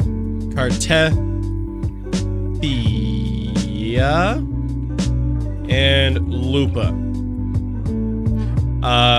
2 new story chapters. And within each of those, we've got 2 new bosses, a region expansion with multiple new areas, new echoes, and new echo. We'll say that. New echo sets.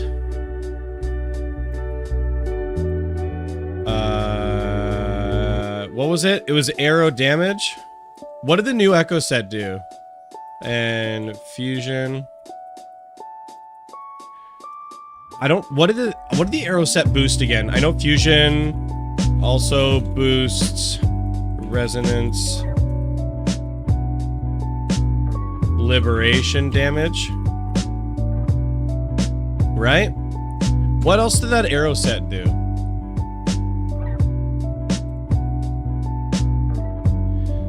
Events.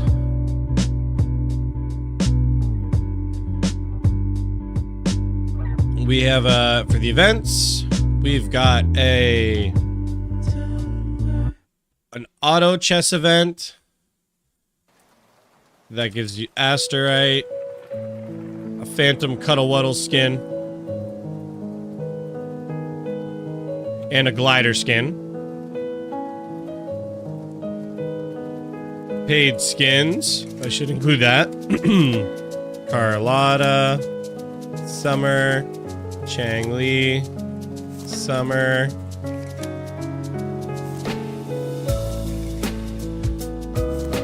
and we got a Glider and wings. I think that's most the. Oh, 2 new. Was it 2 new holograms or just 1 new hologram?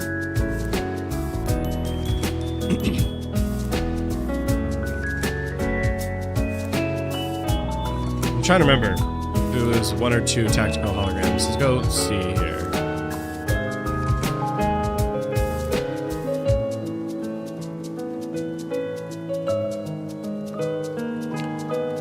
Okay, here. Let's jump back to Windward Pilgrim set. Boost resonance crit rate, crit rate and arrow damage bonus. That's what it is. Crit rate and arrow damage bonus. When attacking enemies afflicted by arrow erosion.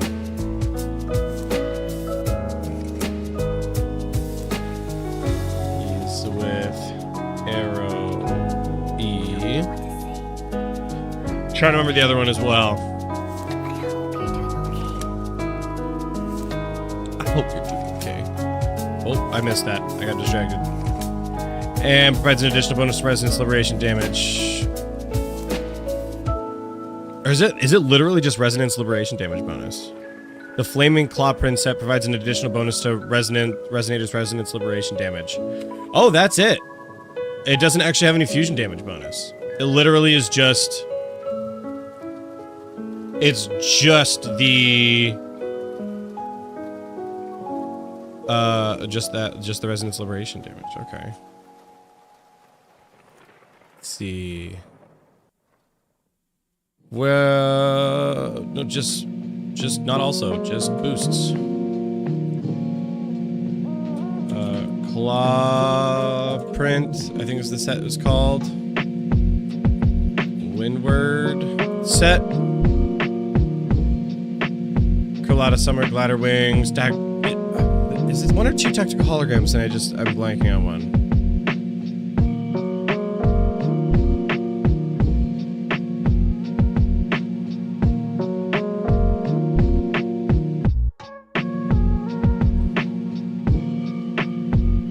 If it's just Resident Celebrity Dish Boo, my just one holo. Just one holo. Thank you. So one new tactical hologram, Kelpie, which is the Carlotta story boss, I believe. No, Cantarella.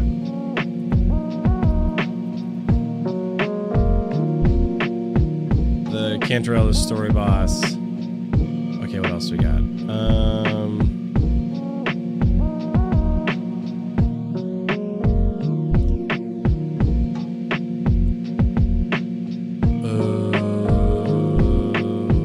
Okay. All right. I think that's all like the core content there. Let's get into events. So auto event, the Better Never Fall combat event, fight through areas, increase rank. One interesting twist there. Skill-based mechanics for increasing damage, like consecutive dodges is what they mention in the event specifically.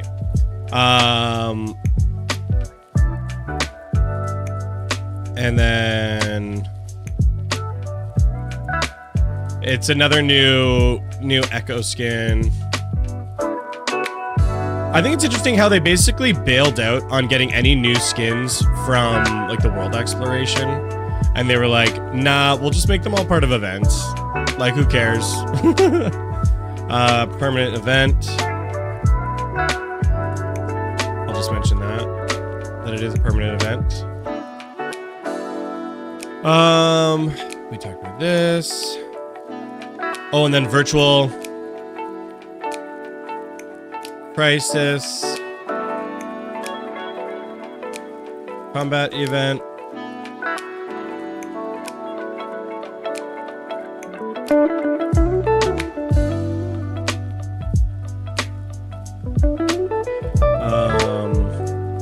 Which is like Babel Tower in PGR.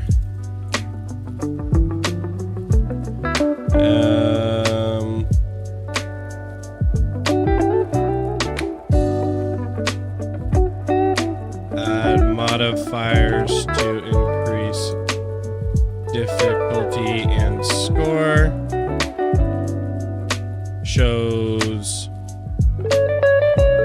a sample of fighting two bosses at once, which is pretty cool. I like that.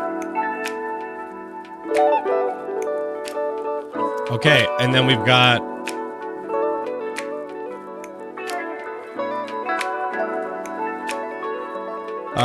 there is 3. Hold on. So I should say there's like 3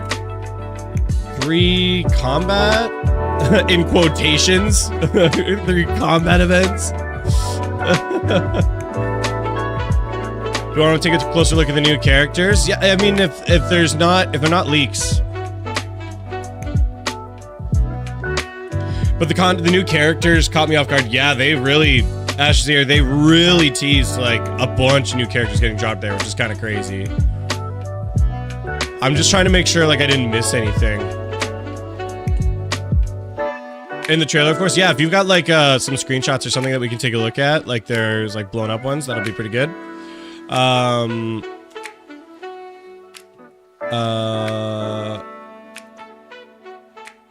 New zone challenges, like I can't remember what they're called, but like Mount Firm and Renacida had on launch. So that'll be like, oh, like do this world challenge, do this do this like open world challenge, fight this boss, do this, you know, wing event. Like that's the kind of stuff we're talking about there. The Been There series, just taking photos in various zones for Asterite, same as what we've seen before. And then the travel atlas for more challenges and Asterite rewards for the match. Okay. Misc events, we'll call them. Lalo exchange event is back for more pulls. And then there's a 10 free pull on login. System optimizations. Camera filter function to be added to global experience, which I think is sweet. A lot of people want to personalize how it looks. It's in the DM. Okay, thank you.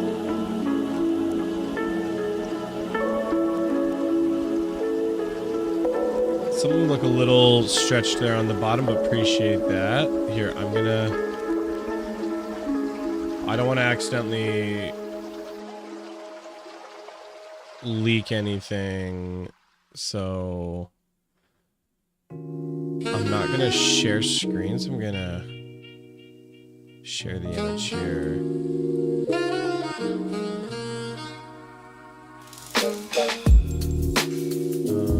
Browse. Let's grab that image really quick. Thank you for grabbing me that, Astro. Appreciate you.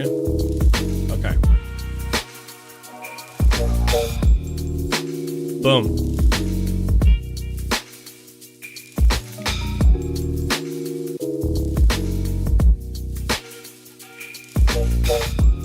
So, this is crazy. Okay. That's like, okay. If I'm trying to like metagame here, and I'm trying to like figure out and decipher what's kind of happening here, here's my prediction right now with how we're looking at these characters. Sun and the Moon Girl. 16 of these characters is crazy. However, I will say, we have seen Frolova. The other ones are... Well, the other two... we haven't seen before. The three at the bottom, though, are brand new.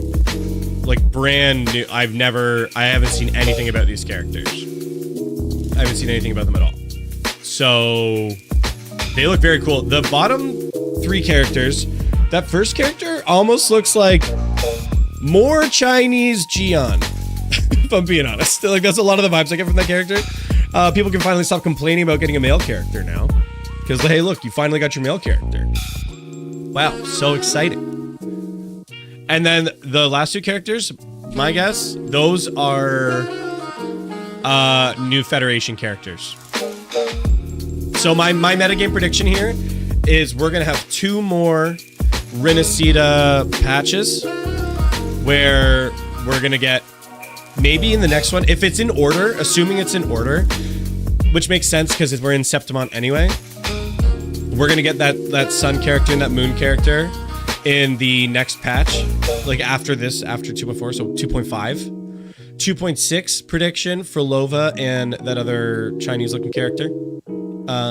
Maybe we go back to Jinzhou for that. Maybe they do some kind of like event for him. I could see that being the case. Because he doesn't really mesh with the Renacida aesthetic. He has more of the Jinzhou vibe. So my guess is Sun and Moon character next patch, because it's connected to Septimont. We're in Septimont right now. Frolova and that guy are going to be part of the event after. I think maybe we're going to go back to Jinzhou for something.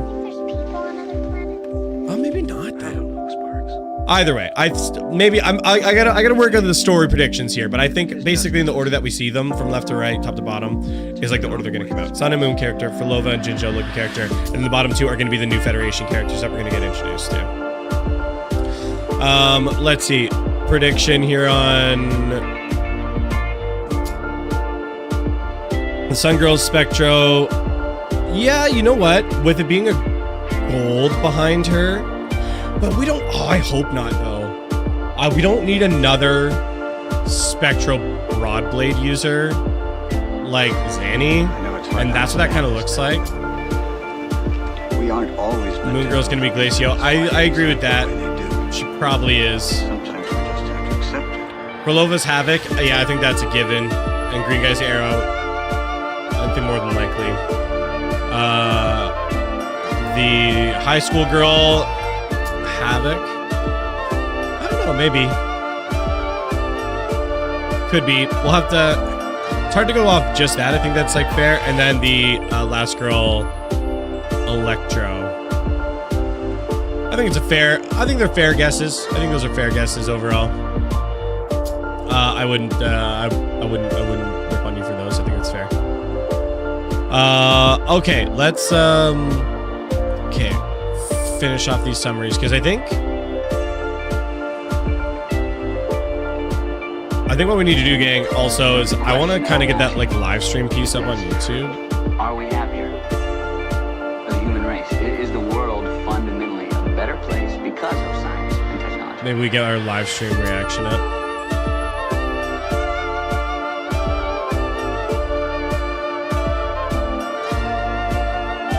Didn't want to click that.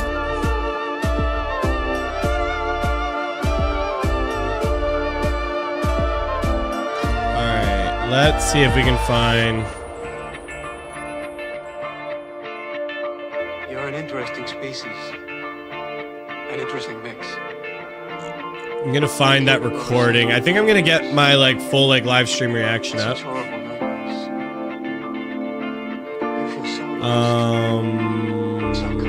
Actually, I don't think I got remotes.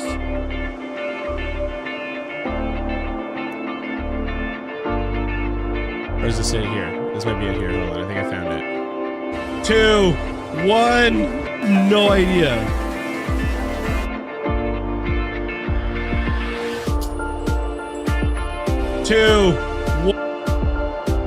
I think I found it.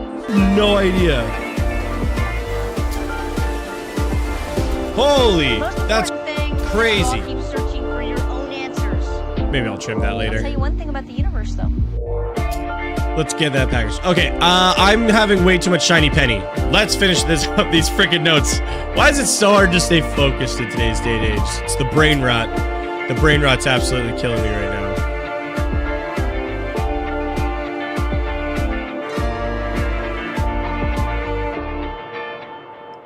That was crazy, though. Okay. Let's see.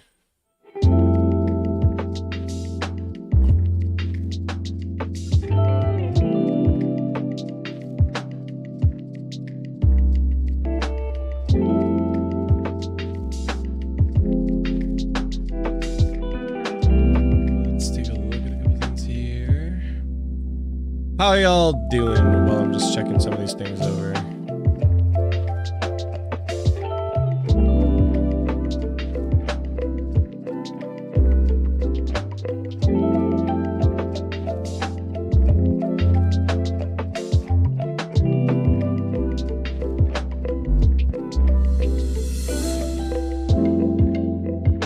Okay, it's fine. I might skip her, and then I see the character model in game, and then I'm just so.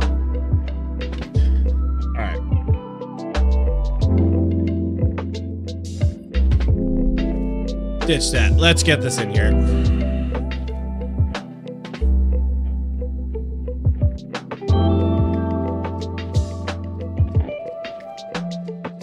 World optimizations. Interactivity with water and leaves. Okay. Camera filter applied permanently to the global experience. World optimization and interactivity with like water and like leaves. It's the only fast track feature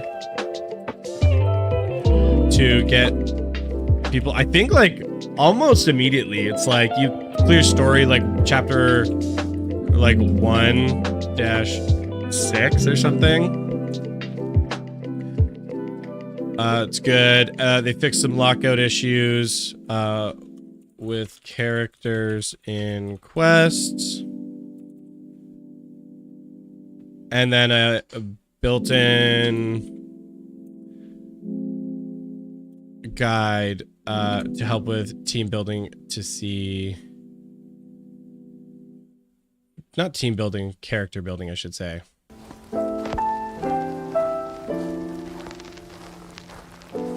Resources.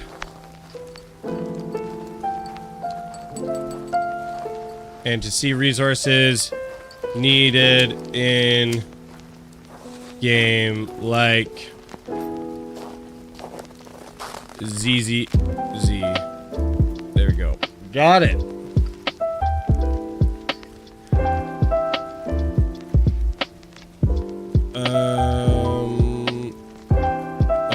This should be part of kind of the miscellaneous events. Coming fan event. New merch.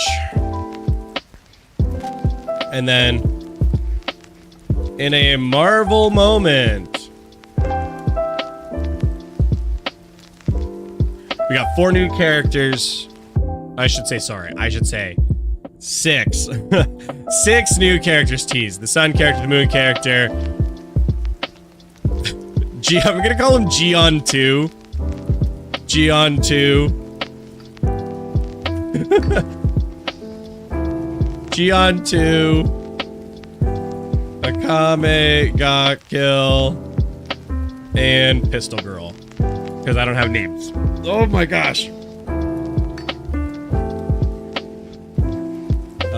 Frolova, how do you spell that?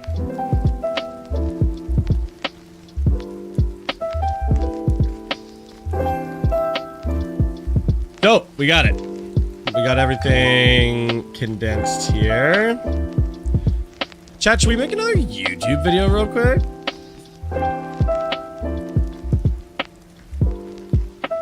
Let's do it. Why don't we do another one?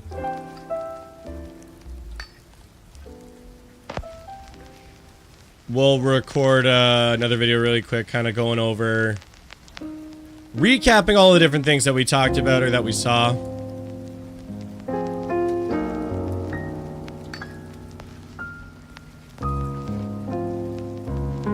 And giving my condensed thoughts on it. Oh, shall we?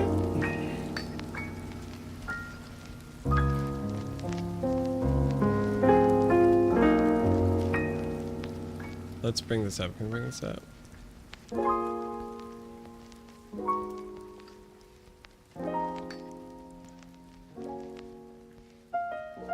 Let's bring this under me. Doing some reorganizing here before we record, because I don't want to...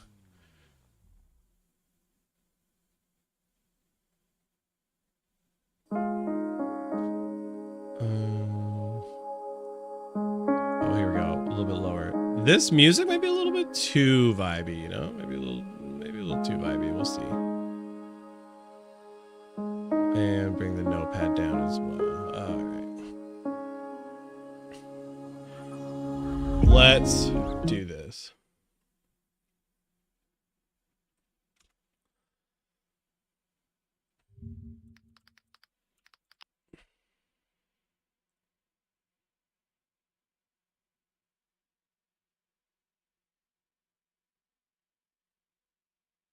And you know what? I'm going to DM somebody. See if maybe they want to chat for a little bit.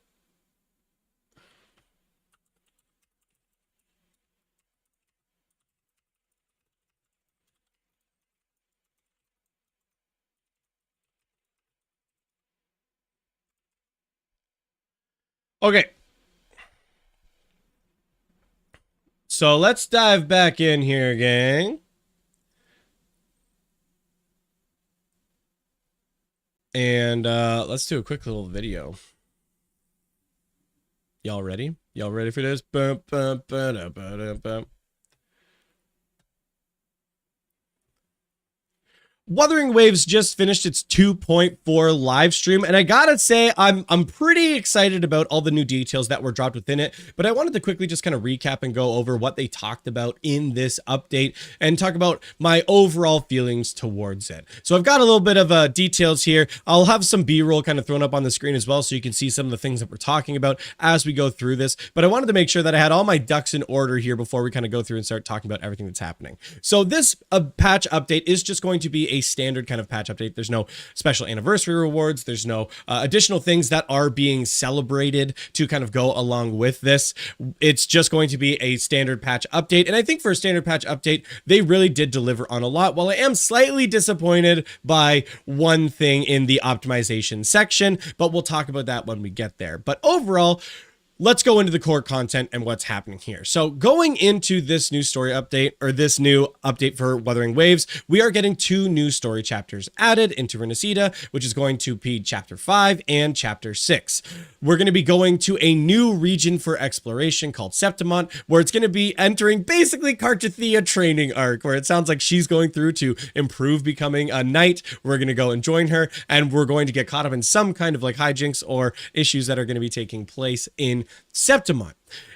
Both the region and the new characters coming this patch, I think, look phenomenal. So we do have Cartethyia, who's being added into the game, which is a character we've known for a long time. She's been part of the story quest. We've been seeing teasers and drip marketing for her online and on Twitter. So that did not come as a huge surprise, but just got everybody still quite excited for it. And then on top of that, though, we are getting Lupa, who was previously drip teased, but was not released or part of any of the story previously in the game. So this is our first kind of real deep look at the character and what her story quest may be. And I think Kuro Games has delivered on both of these characters. I really like the design of both of them. I'm probably still going to be skipping Lupa by the end of it because I do like Cartethia's character a lot more, but maybe if I get really lucky with Cartethyia, we'll see. But at this point in time, with the amount of pulls that I have saved, I'm already needing to skip Chacona so I can actually get Cartethyia, so I'm probably still going to be skipping her in the same way. Along with the new region and the new story chapters, we're going to be getting 2 new bosses for each of the kind of regions or biomes that we're expanding into. The multiple biomes that we're seeing is kind of like this like depths underwater, kind of more ruined area of the game that looks really cool. And I think for those people who are kind of missing that apocalyptic feel from 1.0, it seems like this biome is going to lean more into that. But then we also have kind of the surface exploration around the city of Septimont itself, which seems very developed and not quite modern, but almost like a modern twist with like an ancient flair, which looks really good. Now, of course, we're getting some of the typical expansions as well. We've got the new Echo sets that are coming, the Windward set, which is going to boost crit rate and arrow damage bonus on the enemies who are applied with arrow erosion. This basically just applies to Cartethyia. Maybe you could make an argument for applying it to Arrow Rover as well if you wanted to do a DPS set for Arrow Rover, but I really don't think that's what it's going to be suited for. It's basically for Cartethyia. Then we've also got the Clawprint Echo set, which originally I thought was going to be fusion damage and resonance liberation damage, but it's actually just resonance liberation damage. And so it's going to be the set that obviously is going to be catered towards Lupa. However, with it just being raw resonance liberation damage, there might be a case for some other characters as well. I always do think it's good when new Echo sets have potential viability for being used on older characters too. And it's not just the new set is for the new character and nobody else. That's always a nice thing that they've been doing. Now, they've also added in a new tactical hologram, which is the Kelpie boss, which is the story boss that came from Cantarella's story, if you did her kind of story quest and went through all of that with the Phasalias. And they're now being brought in as a tactical hologram, which looks really cool. It's kind of a twist on the Electro boss. I'm blanking on what its name is at this time. What is it called? Whatever. But it looks really cool. With Carl... Okay, The last piece of kind of like core content that's being added into the game is there are paid skins that are being added into it with a Carlotta summer skin, a Changli summer skin, and gliders and wings, which again, we've seen both of those summer skins teased previously, and now they're just being finally added into the game for this update, which is great that we're finally starting to get it. However, I don't give a lot of credit to just simply paid content because there is no free way to get this skin. It's just, you're gonna have to pay for it. So that's very low on my ranking for what's happening there. Tempest Mephis is what the boss is called. Yeah, and they have got 3 clones compared to the 2, as well as a couple different attacks, if I recall correctly. The next thing that we're going to dive into is that's kind of the core. So that's kind of the core content for this update that's being added permanently. But then we also do have some various events that are being added into the game. So the first thing that we have is we've got 3 combat, I'm going to put that in quotations, events for this because one isn't quite the combat that you'd be expecting. So the first is kind of a card-based auto chess event where we're going to be able to place cards on the map of various echoes. Once they're placed, you get paired up against another enemy who's been placing their cards, and then the echoes are going to battle it out. It does seem like an interesting twist, and I'm glad it's not just like another trading card game event that's been added in, like in Genshin Impact. It's got a new flair to it with the auto chess. I like TFT, so being able to see a mechanic like this brought into the game actually left me pretty excited. Now, the next one is going to be Banners Never Fall, which is a combat event that we're going to be fighting through various areas and combat stages. And as we progress through the different bannered areas, there's going to be increased difficulty.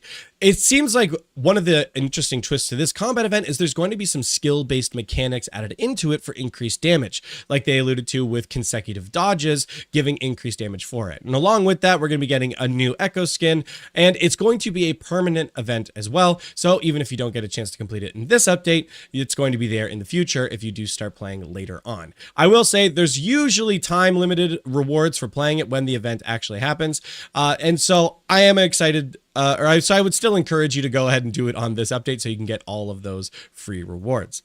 Virtual Crisis is making a comeback. This is the Babel Tower-like event if you've played PGR in the past, where there's different modifiers that you can use to add to increase your score. And I love that they showed in one of the sample fights that you're fighting 2 different bosses at once, not just 2 of the same boss. And that is going to be, I think, a new, interesting experience for players to try and out. A lot of people love the combat in Wuthering Waves, so finding more unique ways to apply that is a great idea.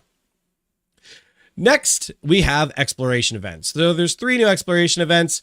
This is mostly, in my eyes, just a good excuse to get more rewards, if I'm being honest, where there's going to be new zone challenges, kind of like in Mount Firmament and Renacida on launch, where you're going to be able to go around, do different open world exploration. It's going to point you to different world bosses, or kind of those elite bosses, so you can get additional rewards. There's the Been There series, which is just where you go around to the different areas, kind of taking the photos or recognizing the different areas for some free astrite, and then the Travel Atlas for more challenges and astrite rewards as well for the patch. Some final miscellaneous events for the Lalo exchange is coming back. 10 free pulls. That's not a login event. You just get it as you join the game for the first time. It's not spread out over the course of a week, for example. A fan event, which I'll be honest, I don't really care much for. And new merch where they introduce a Cartethyia puppet. No, I will not be purchasing the puppet. That will not be happening. But now we get into the system optimizations, where I'm going to get into some of my feelings where I think there's some really exciting things in here, and then also some things that left me a little bit disappointed. So the first optimization that we have, actually I'm really excited for, is the camera filter function is going to be added to the global experience. I don't care about the camera function in the game. I've never been one to care about that. All of these gacha games and that have like the zone exploration, Zenless Zone Zero, have this in there, and I've just never really cared for it. But there's always these filters that are available on the camera, and these filters are now going to be permanently applied to a global experience, which I think is great. A lot of us, like myself, don't have NVIDIA cards, so we can't use the NVIDIA filters. So having kind of a built-in filter system for that, so if we want to get a different kind of experience, I think is awesome. I think that actually is legitimately a really nice optimization for players. They are optimizing the world a little bit more too, where there's going to be more interactivity with water, leaves, kind of making the world feel more dynamic. This is kind of PC only though. Hopefully it comes to consoles eventually or other devices. They are updating the fast track feature. they're updating the fast track feature for people to get them. I believe it's after chapters 1-6 or another chapter close to it. You can then skip all the way to Rinascita to get people into the action, which is great. They fixed some lockout issues, and then they've added a built-in guide, kind of like in ZZZ, where you can actually see all the resources needed for building a new character when you get them on your account, which is nice, kind of keeping everything contained in game instead of needing to go to various websites to get your information. Now, in a Marvel moment, let me use it. Overall, in the system optimizations, I'm pretty happy about what was introduced. However, I'm disappointed that there wasn't more. Maybe that makes me sound greedy and stupid, but I do want to see them add more in terms of like the flying to 1.0. Like, they really hyped up this patch from the previous anniversary patch of like, oh, but don't worry, guys, in the next patch, we've got some other big things coming. Maybe they were just talking about the Maybe they were just talking about the region expansion, which is totally fair. So I can understand if that's what they were kind of alluding to. The region expansion does look really good. But if that's the only thing that they're referring to, I kind of was hoping for more in that case. Now, in a Marvel moment, and meaning like the Marvel Cinematic Universe, at the very end, after the Dancing Turtle animation, they introduced 6 new characters. 6 if you're a good boy. And you know what I mean by that, because maybe you've seen some of them before. The first character that they introduced is this sun goddess character. Now, we did see her in the preview for the story. She's going to be introduced there along with this other moon character. I don't think names for them have been released, so I'm just calling them the sun and the moon character. Then, of course, we see Frolova.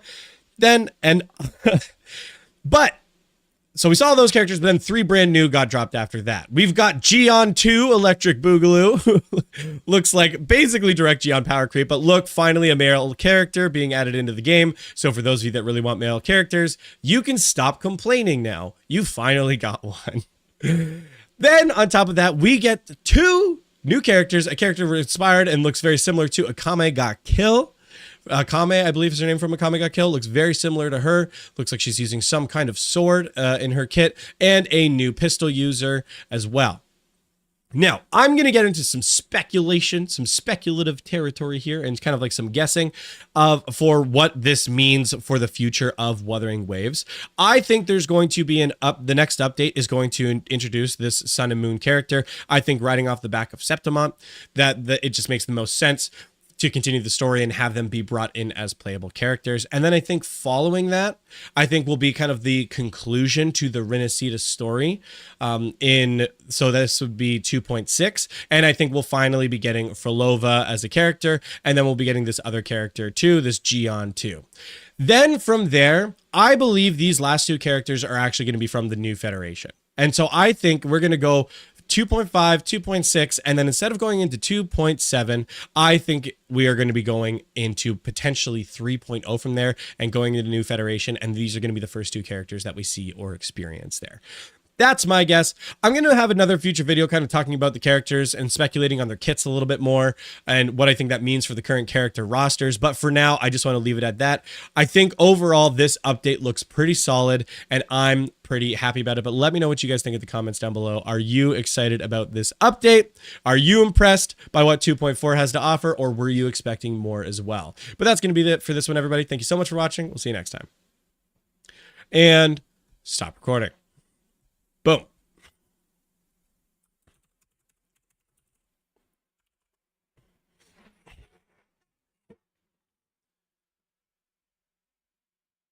Okay. Woo. Yeah. You know what? I kind of crushed that. That was pretty fluid. That was pretty fluid for me.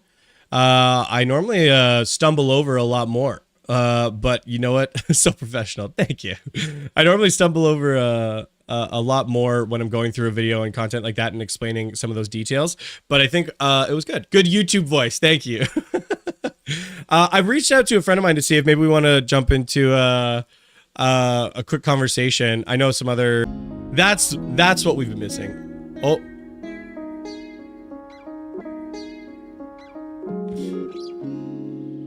Oh, we're reconnecting. Oh, we should be back.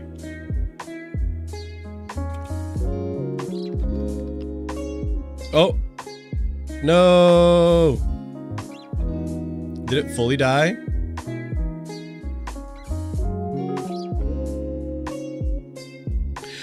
Sorry, I know I ignored chat a little bit there. Sorry, stream should be back up. I don't know why. Internet just keeps dying on me. That's whatever. Silly. Sorry, I know we had a few chats come in during the explanation there, so I wanted to bring that up. Let's see.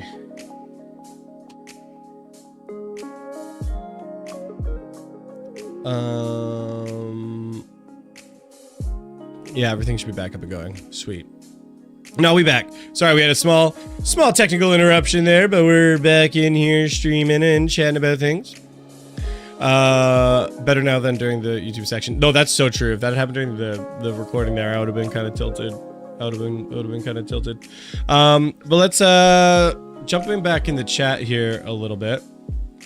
Brother forgot about the mobile players. We need optimization in mobile. It's so laggy, even though I have Snapdragon 8 Gen 2 flagship chipset and only runs 30-50%. Yeah, I see a lot of popping on mobile. I do a lot of my dailies and stuff on mobile, just because it's like convenient. And so, yeah, I'm a little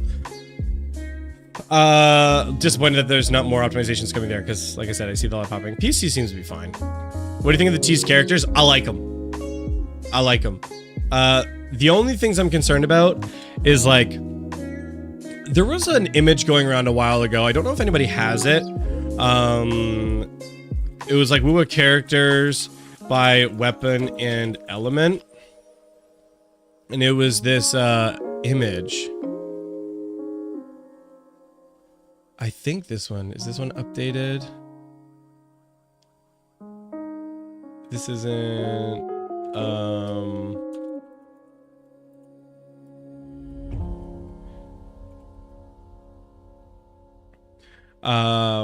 yeah, let's see.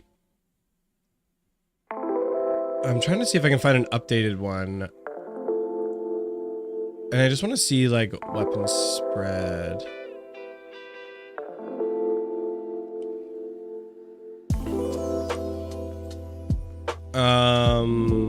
Version 2.3. Yeah, like this is missing Zanny.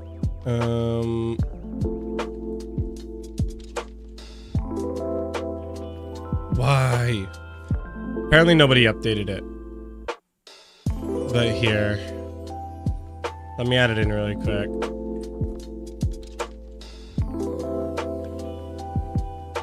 Oh, I'm getting a phone call. Hello? Yo. Hey. The life lessons. Oh my gosh. It's the man, the myth, the legends. Legend. The life lessons.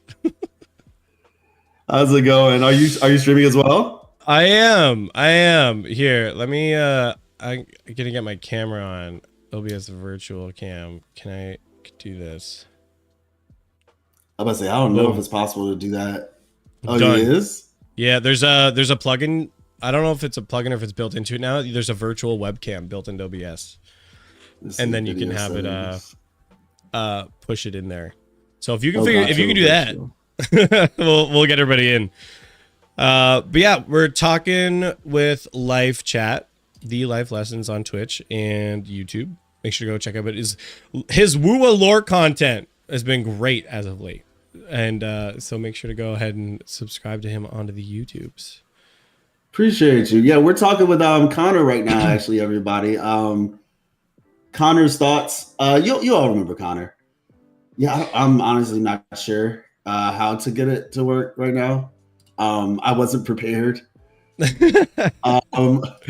Here, hold on. I got an idea. I think if I just open your stream, and then I'll just put you on my stream that way, and then here I'll go back to full screen here. Oh no, game screen here. There. Let me see something real quick. I'm about to say I have a strategy that I've used in the past for that as well. Let's see, browser. But anyway, while that's taking place, so how'd you like? What are your thoughts, man? Let me see. Hold on. I'm gonna copy you into this window here so I can get your stream up for everybody. We'll keep it muted so we see that I'm talking to you. Okay. Sorry, pause champ. I know, so good at being fluid. No, you're fine. Yeah, now I'm just playing your ads. Just playing your ads here. Hey, you know, we take those. We take those. No, overall, I probably would give the patch like 8 out of 10. I think it's like where I'm sitting. Like I just spent the last little bit I put a notepad together, like really recapping all of the like details for the patch, like compiling everything and wanting to kind of break it down by category as well, because I don't know about you, but when I'm like breaking down like how good a patch is, I try and separate it by kind of like the nature of the patch and then each category. So there's like typical patch content update, which is like, you know, new story, new characters, likely new echo sets, new echoes being added. Like to me, that's like standard patch update stuff. So I've measured that more on like what's the quality of those things that are being added, because it's pretty standard for that to be added in. But then on top of that, it's like, okay, now there's like additional paid content, tactical holograms, and then there's like the events. So then I look at the events for what they're worth, and then there's like combat events, exploration events, miscellaneous events, and then optimizations, and then, you know, any extra like flair, we'll call it, is what I kind of look at it as. And so if I'm taking all those things into account, I can see on your screen you're flying everything around. It looks hilarious. Yeah, I think I got it now. Taking all those things into account, I would give it an 8. The area that like I think it fell short for me, because this is just like a standard patch update, is I wanted more in the optimizations. The optimizations were kind of limited. There was one cool optimization that I was like, this is sick. And that was with like the camera filters. I was like, I think that genuinely was like a cool addition. It's something that you can really use to like personalize your experience. You can change it, you can customize it. I genuinely really liked that addition, but the rest of it was just kind of like, oh, okay. Like, okay, fast tracking. The world interactivities for PC players only, for like the water and the leaves. No, that was PC, PS5, and Mac. It's at the bottom. Oh, did it say Mac? I thought it only said PC only. I can go to it real quick. Yeah, it said Mac, PC, and PlayStation 5. I thought that was for the camera filters. Oh my bad. Wait, let me see. Let me just check. I know it was at the end, right? Yeah, it's in the optimization section. Yeah. Okay. Let's see. We're almost there. So we had camera. Oh wait, yeah, maybe. Yeah. Hold on. You might be right. Improve visual assets on PC. Yeah. Okay. Yeah. Yep. Yeah. Fair enough. So that's why I was like, oh, like it sucks that's like a little more limited for that. That was kind of disappointing. Now, yeah. D said, and let me turn Connor up a little bit. D said that in my chat, they think optimizations will be shown on the website rather than showing it on the stream, to be honest. And so, because I do know that they do sometimes post stuff like that. So it might be that if we wait, like, you know, they're posting a lot. So it might be if we wait a little bit, they might show us some more stuff potentially. But yeah. They might. But to me, like, so I work in tech. And generally how it works is like your flagship optimizations, like your good stuff, like that's what's in like the live stream. That's like your quote unquote moneymaker. Like that's what you're trying to like sell and pitch to people as like, oh, like check out these optimizations, check out this thing. And the fact that it's like not like that was all that was included there. If they have more, great. I will accept it with open arms, but I'm not holding my breath for that. I'll just put it that way.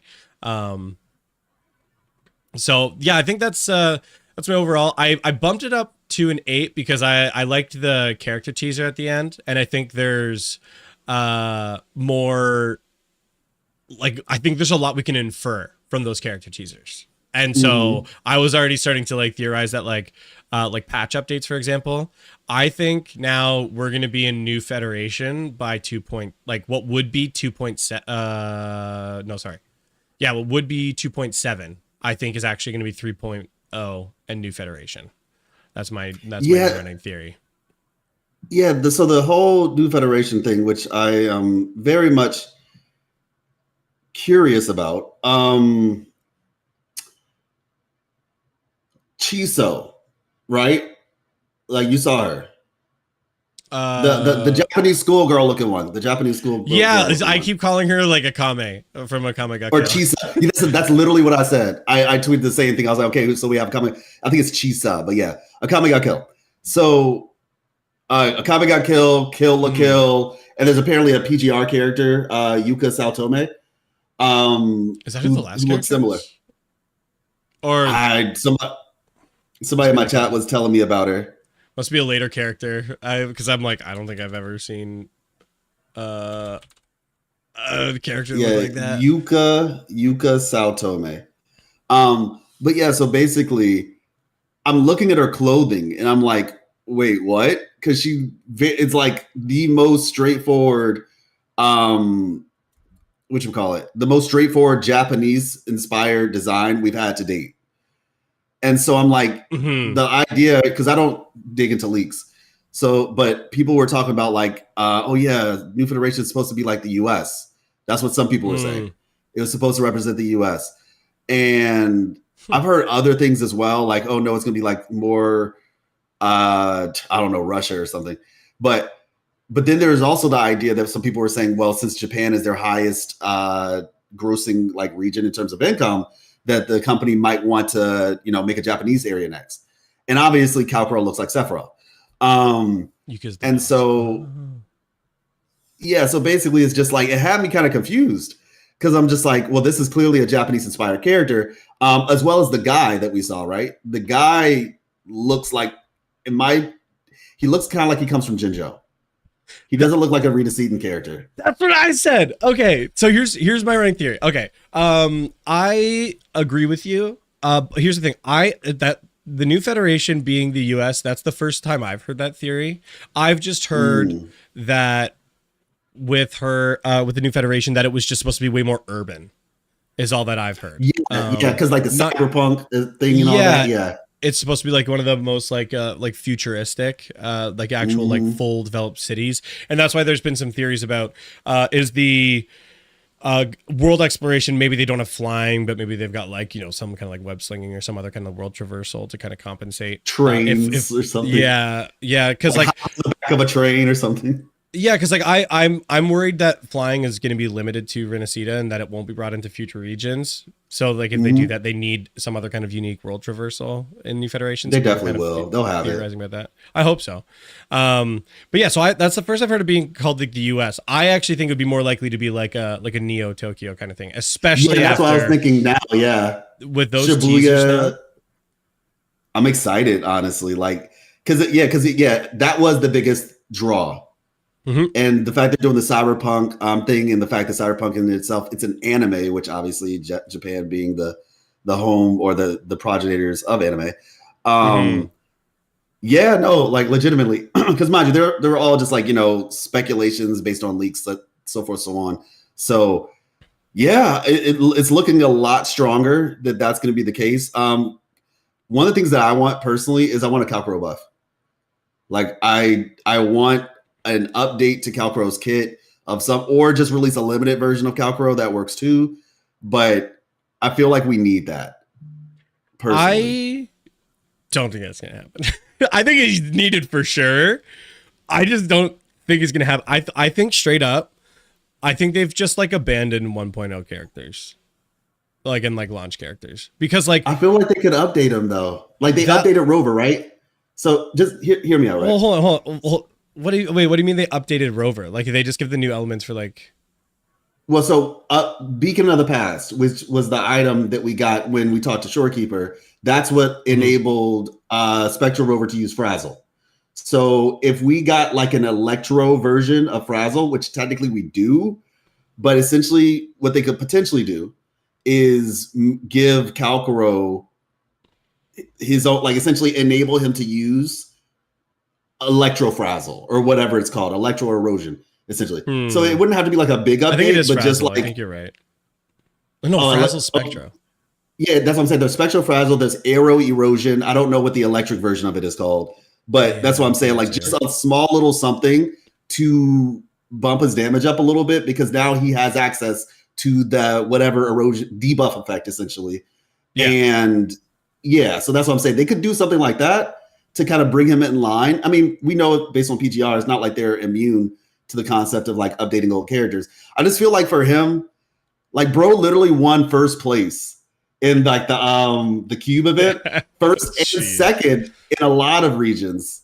So it's clear, and after talking with Ryuko a couple times, Japan wants, like, they really like Kalkuro, and they also want more male characters. So I think Ryuko wants more male characters. That's my theory. That's you should say no. Japan wants it. Oh my gosh, I don't believe it. I think he does. But yeah, that's my hopium personally. Better Malika. We got better Malika. Oh yeah. hold on. I got concerns though. I got a concern. Already. Her weapon there, you know, we can never be for sure that like that's like her signature weapon. Maybe that's just something that's part of like her alt or her kit, and that's why it's there. But it looks like she's another Spectro Broadblade user. We've already got 2. We don't need a freaking third. Wait, you think she's Spectro? In the final teaser splash arts that they showed all 6 characters, she's holding a giant Broadblade. And based on the coloring, I think she's going to be Spectro, especially because Lupa is a fusion Broadblade user. If my theory is right and they're dropping the Sun and Moon character next patch, no shot they're going to drop another fusion Broadblade user literally next patch. And I think the reason for it, though, is probably what we just discussed. Because there's no Frazzle. There's no Broadblade user that takes advantage of Frazzle. Well, so that's probably... Doesn't Zanny? Like, she... Yeah, but she's a Gauntlet. I know she looks like a Broadblade user, but right, she is Gauntlet. No, you're right. Oh, that was... Yeah, she's technically a Gauntlet user, so... True. I don't Either way. But yeah, I feel like that's the reason why is my point. I get you. Okay. I do, but I feel like that's probably why. But yeah, but just from a looks perspective alone. Did they drop like that on the full page? Like they dropped Yeah, BitX just sent it to me in chat. Apparently, new stuff, gifts of grand opening, new outfits. Are you interested in these outfits? Just curious. Yeah, but not like in like a crazy Gooner sense, but just kind of like, cool. I'm looking forward to. Yeah, I'm a little bit disappointed. So I'm looking forward to seeing how Changli's outfit changes, like with the burn animations. I'm interested. Yeah, in they that. said it's deluxe, so like there should be animations and stuff along with it. Not exactly. Okay, I don't know who to listen to because there's different people telling me different stuff. It hasn't come out yet, but people were saying these are 4-star outfits, not 5-star. And so, even though it does say technically deluxe, some people were telling me, oh, it's a 4-star outfit because I was expecting her weapon to actually turn into a water gun, which I was excited about.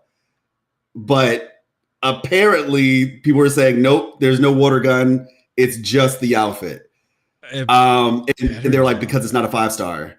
I was a little bit disappointed. I'm not gonna lie, and they're charging $30 for it, so I'm just like, that's if there's no extra animations, this is not $30 worth. So I don't know who to believe at this point.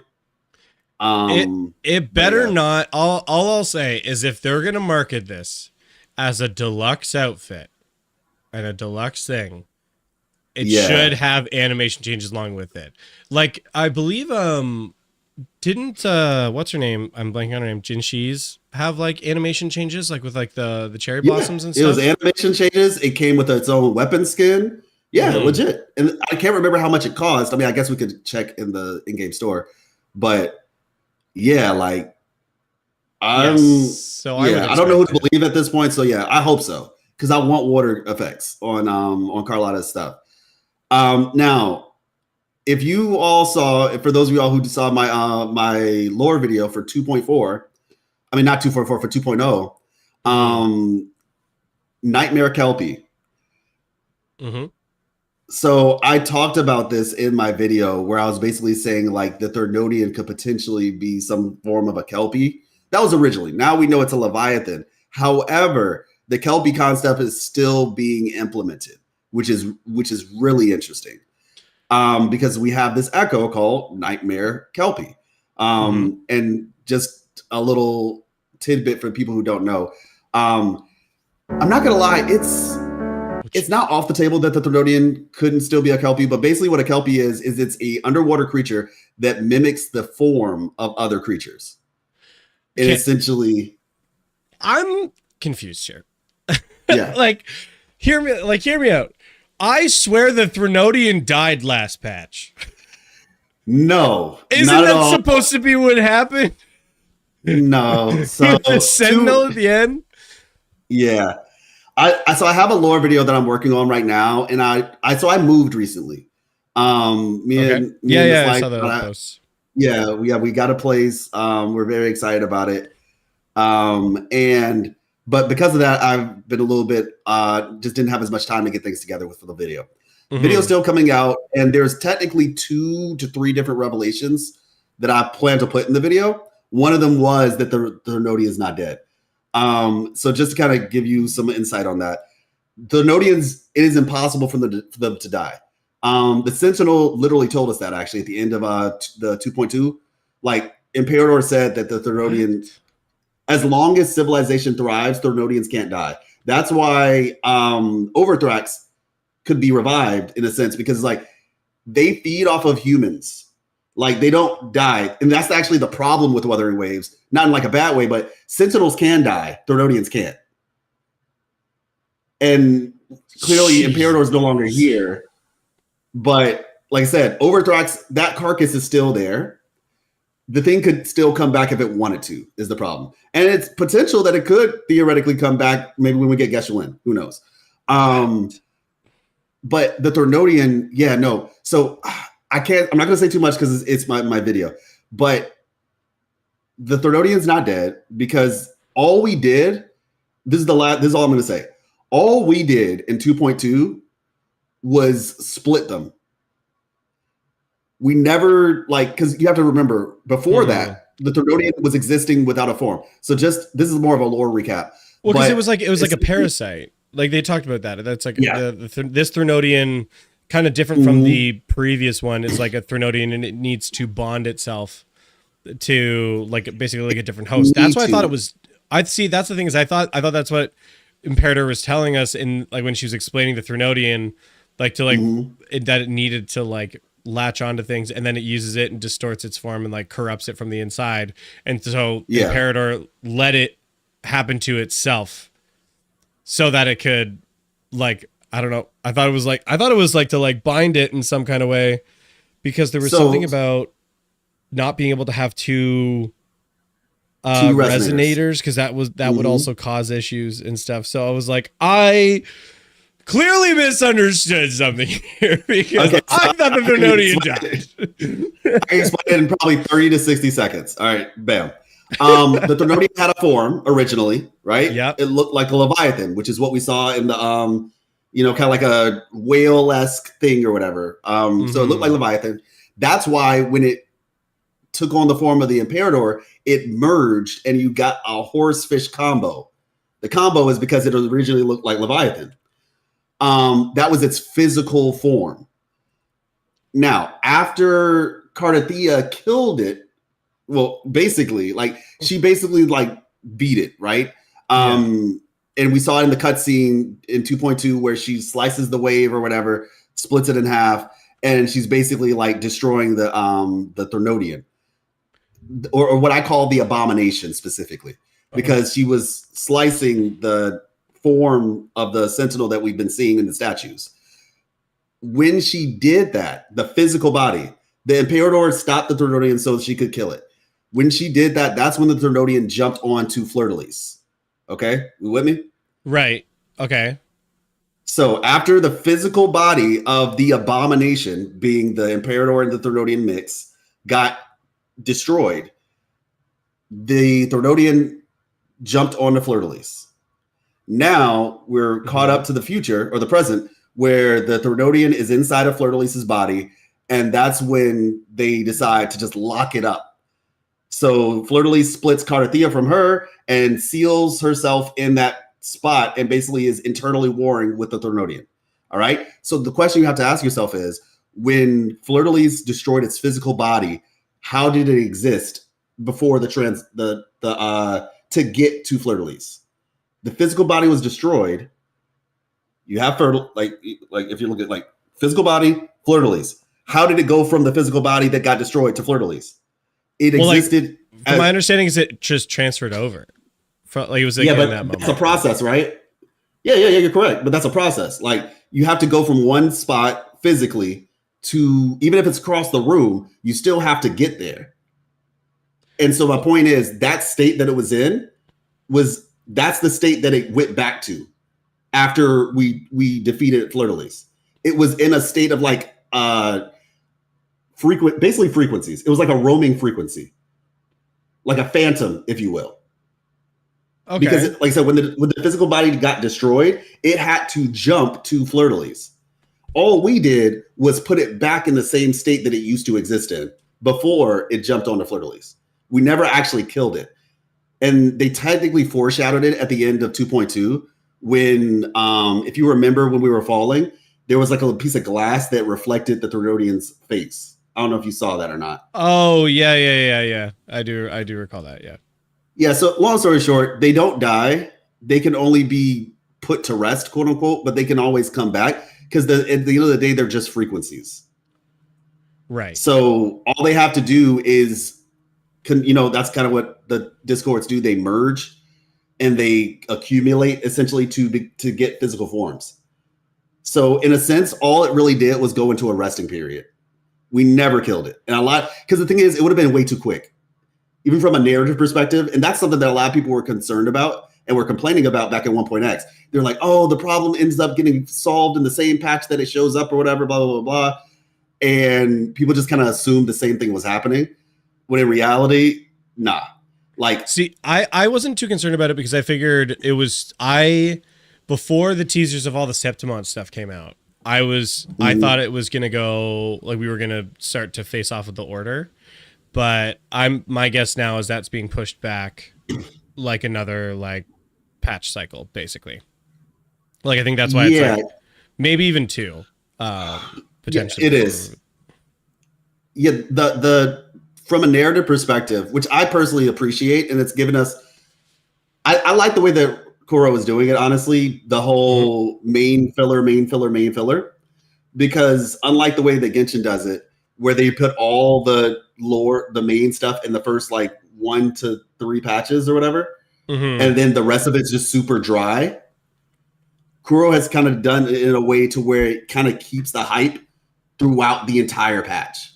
Yeah. And so now, yeah. Just from a narrative perspective, definitely a really good call for doing that, because there's people complain about and talk about all the time that it's just like you're excited, it's ongoing, and then now you have 3 dead patches in a row for the latter half of the year, and then you don't care anymore. And so I do appreciate that has been their approach of doing this. I guess I was just still shocked, just how much it was being drawn out, I guess, but yeah, okay. Well, it's different, they're their own game. And I think that's the thing we have to realize. A lot of us have been, at least in my opinion, I think a lot of people are expecting this game to be like Genshin a little bit too much, to where it's just we kind of don't have an idea of what they want to do yet. And it's going to take a full year to even have a semblance of how does Kuro make this type of game?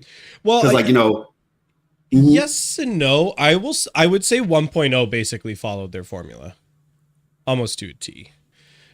They had the initial launch for the game, they expanded the story quest out, and then they had a next patch was a mountain expansion into Mount Firmament, And then are you talking about Genshin's? You talking about it was Genshin's formula?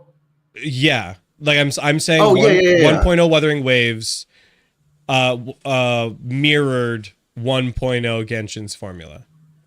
I agree with that. Then they just accelerated 2.0 because I think they were bumping into like issues and like they realized they needed to kind of reinvent themselves more.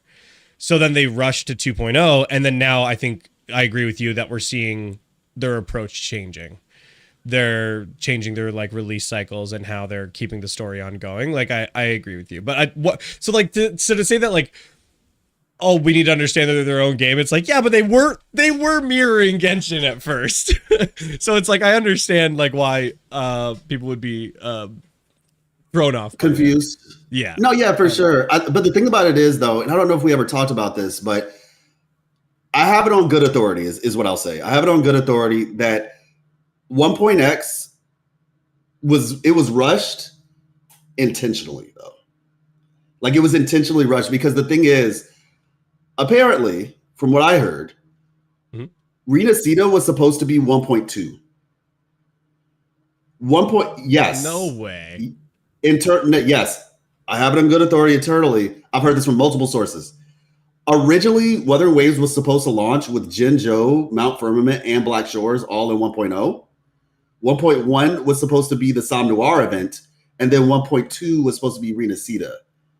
This is why once as we were kind of like going through these patches and they felt like really slow. So for those of y'all who remember, they basically had to rewrite the story, right? And it delayed things a lot. I'm just saying like that was the original plan. And so therefore, that's why 2.0 in a lot of ways, even from a narrative perspective, is the beginning of Wuthering Waves. Everything else was just world building. That's why the story, quote unquote, of Wuthering Waves didn't really feel as interesting or impactful before 2.0, because in reality, it was less of a story. It was less story. It was more just world building. You were being introduced to the characters. It was practically like Mondstadt, essentially, like in terms of a narrative perspective, not in terms of like the places that were presented, but all we got was just, this is the world. This is who Rover is. This is your main character. And then the actual story aspect of the game shows up in 2.0. So take that for what you will. I see the skepticism. But I'm just letting you know. I'm a little skeptical of all that full take. That feels like, and maybe I've been too burned by Genshin, but that feels like, I don't know, that feels like this it's because of my pessimism, but it's like what I'm saying is like that sounds way too big. Like, and the other they had to turn it into patches. Remember, like they had to turn them into patches. But if you were to take purely just the story elements, right? Just the story, because you have to remember, like we had Jinzhou a year before it even came out. The whole map. It's not like they had to rebuild that. No, well, they did rework some of the areas. They were polishing it, and there were like character redesigns happening. Because I remember there was some like early like Carlotta images and stuff too, and she went through full like redesigns. Like there was redesigns and polishing and stuff taking place. Like if you look back at a lot of like the animation, like a lot of animation changes, audio design changes. Like there is a lot of things that were happening between like the alpha to the beta to the second closed beta, like to release. Like it's not like nothing was happening there. Now I get they probably have a pretty sizable dev team that's like, still working on like the future content down the line. Like, it's a pipeline. We call it a pipeline for a reason. Like it's coming down the line. Yeah. But that just still like I can see what you're saying from a narrative perspective, that like if we're comparing Genshin to Wuthering Waves, that like narratively 1.0 is basically like meant to be like 1.0 Genshin, that like it's Jinzhou is a fairly self-contained story. Like it seems apocalyptic and like it's affecting the whole world, but like really it's only affecting Jinzhou, and a lot of other people like didn't even know it happened and like didn't even get involved. Yeah, so same with Black Shores. So it's clearly not as apocalyptic as we thought it was. Especially when we're like looking at like how like Renacita was just like, oh, like neat. We don't really talk to the outside world. Like cool, I guess. And like, just a reminder, 9 months. They said that they had to rewrite the story. It took essentially over the course of 9 months before they actually launched.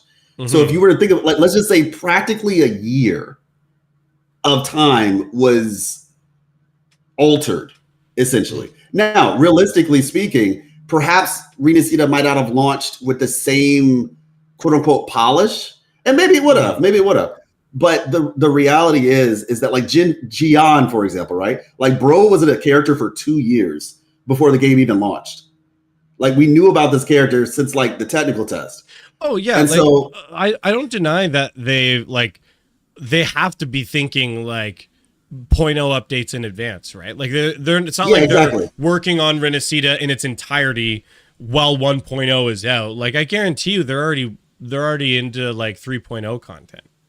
Like, but that's also sorry. I mean, into 4.0 content. Like they're already like designing maps. Potentially, yeah. Like that's what I mean. Like, because these things don't happen overnight. Like it's like I think a lot of people get confused and think like maybe it's just the younger viewers who are just a little more ignorant. They're like, oh, they're working on like all of these updates and all of these pieces. Like when the last update goes out, and it's like no, like.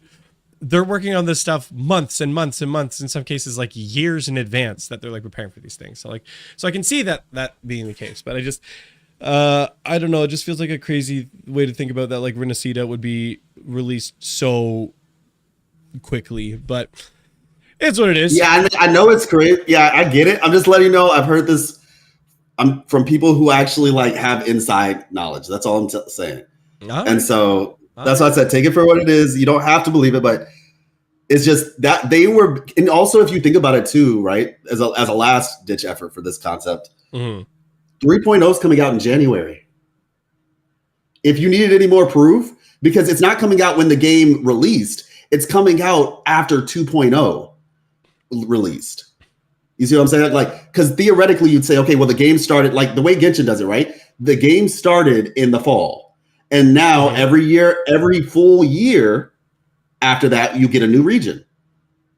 But the way that Wuthering Waves is doing it, they're actually starting their new region cycle the same time that Renacida started. Yeah, well, they did say in one of their like developer live streams or like interviews or something that they didn't want to have big expansions be locked to on a yearly release. Like they wanted to have them more regularly. Like I think that's why we've every 6 months. That's what they said. Yeah. So that makes sense to me that like that's like coming a little bit earlier. But yeah, and that's what I'm saying. Like theoretically, now the new start of the game, not to mention, it came on console in January with Renacida. Steam just came out as well. So Renacida really, that's why I keep telling people, Renacida was the beginning of Wuthering Waves. Truly. Like, of course we have 1.x, but yeah.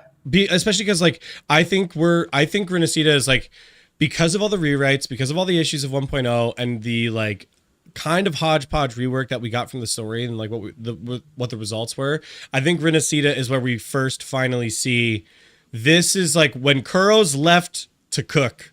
This is what they can like fully come out with, and based on like feedback, of course. I do think player feedback was a factor in that, but like letting it not be a super rushed thing, and they had an opportunity to actually go through and cook that. So like I agree. I think it is. I think the only problem is though, and I have sympathy for people who do like 1.0 and the 1.0 characters is that they've basically.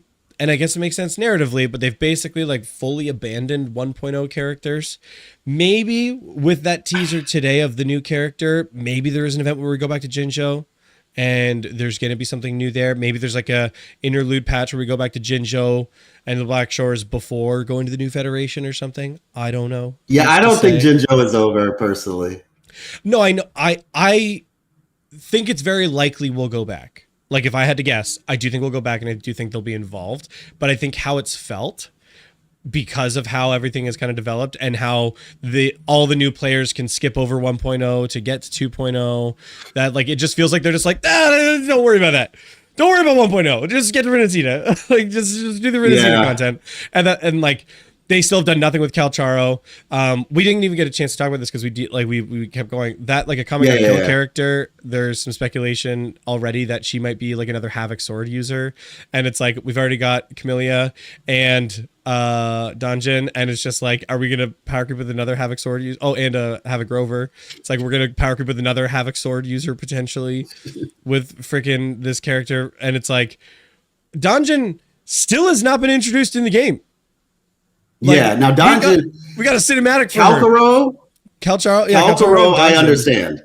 I understand Calcharo he's a more mercenary. He's a mercenary, so it's like, whatever. He can come in at any point. But Donjin's supposed to be like someone from Jinzhou, someone who was supposed to be involved, and it was just like, I got 2 words for you. Well, actually, 1 word, two syllables. Rewrite. Like I'm sorry, but. Well, I think that she's going to come back, but just later. The fact that they still, it is weird that they made maybe they made it a long time ago. That's the only thing I can think of. Like maybe the Donjin trailer was already made before the rewrite, or like, maybe they already paid somebody for it. So they were like, all right, we have to just get this out, like at this point, we're just going to have to get it out. That's the only thing that I can really think of in that regard. But what I will say is this, on the bright side, we've seen what they've done with Rita Sita. Chikona's event quest was literally the best one in the entire game. I have not done it yet. I am not like overgassing this up. I had people who on Twitter who were like skeptical, and then literally I can tell you like 5 different people who came back to me and said, okay, you know what, you were right.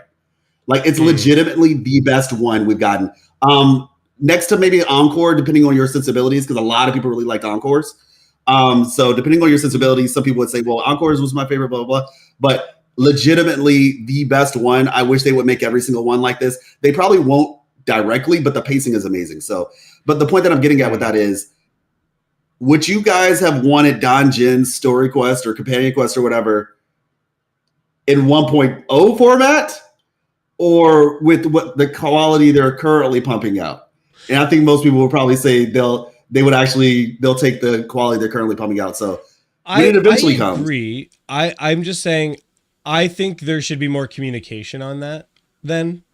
Like, it doesn't even need to be a lot. They don't even need to give like a ton of details. But even just like an acknowledgement of like, oh, like we know there have been some like, previously released characters in the game that haven't had an opportunity to come into the story. We just want to assure players that, we still have, future plans for these characters. Do you think that's a good decision? Like, and the reason why I'm asking is this is a genuine question, because I know the Genshin format up to this point has been show don't tell, because if you tell, then you're held liable essentially. And this is why Genshin has been historically very tight-lipped about everything. I'm not a big fan of it myself, to be honest. But that's just what they've done. And it's just like, they don't want to say anything official because, like I said, they could be held liable. And then if something else happened, they don't want to. Whereas with Wuthering Waves, comparatively, they've been a lot more, clear about things. Transparent. Thank you. However, with this thing in particular, do you think that maybe they're like, well, we're transparent in a lot of ways, but with this one in particular, we just don't see the need to say that? I'm just wondering from I would say personally, because they've already kind of opened Pandora's box a little bit on being transparent about like, oh, like we reworked 1.0, we made all these changes. We know there were some shortcomings or misaligned expectations. Like they've already kind of like started that dialogue surrounding 1.0 characters, especially in the lead up to Renacita, of being like just honest about that and honest about the rewrites and changes. So it's like if they're gonna do that, basically, and like because they also released like the cinematic for Donjin. So they've already like teased her in a way that's like publicly. And so I think to kind of keep that train going of like, hey, like just let 1.0 characters, will return in the future. We just want everyone to understand that. Like, and I'm okay if with they that. Say that. If they said that when it happened, would you be okay with that?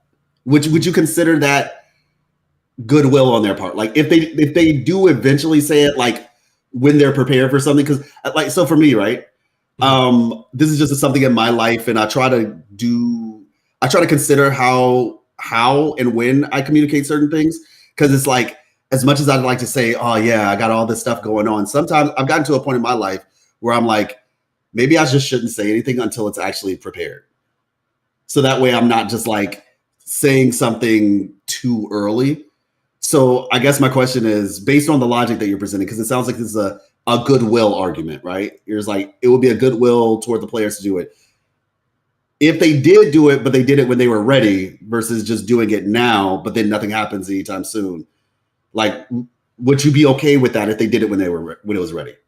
As long as they did it. Well, like acknowledge it. I mean, well, I mean, if they do when they're ready, that's just them just announcing it then, though. That's not like... Well, no, but not an announcement plus saying we acknowledge that, like, the miscommunication here. Like, they announce it, but then they say, we know a lot of you guys were wondering, you know, where's Don Jen? Because we did the trailer, but she's not here. Mm-hmm. Like, if they kind of acknowledge that aspect of it too, which you... I don't even think... I would say they don't even necessarily even need to be specific about characters, but I do think there is a sentiment in the community of people saying, like, feeling like, I feel like the Jinzhou has been abandoned.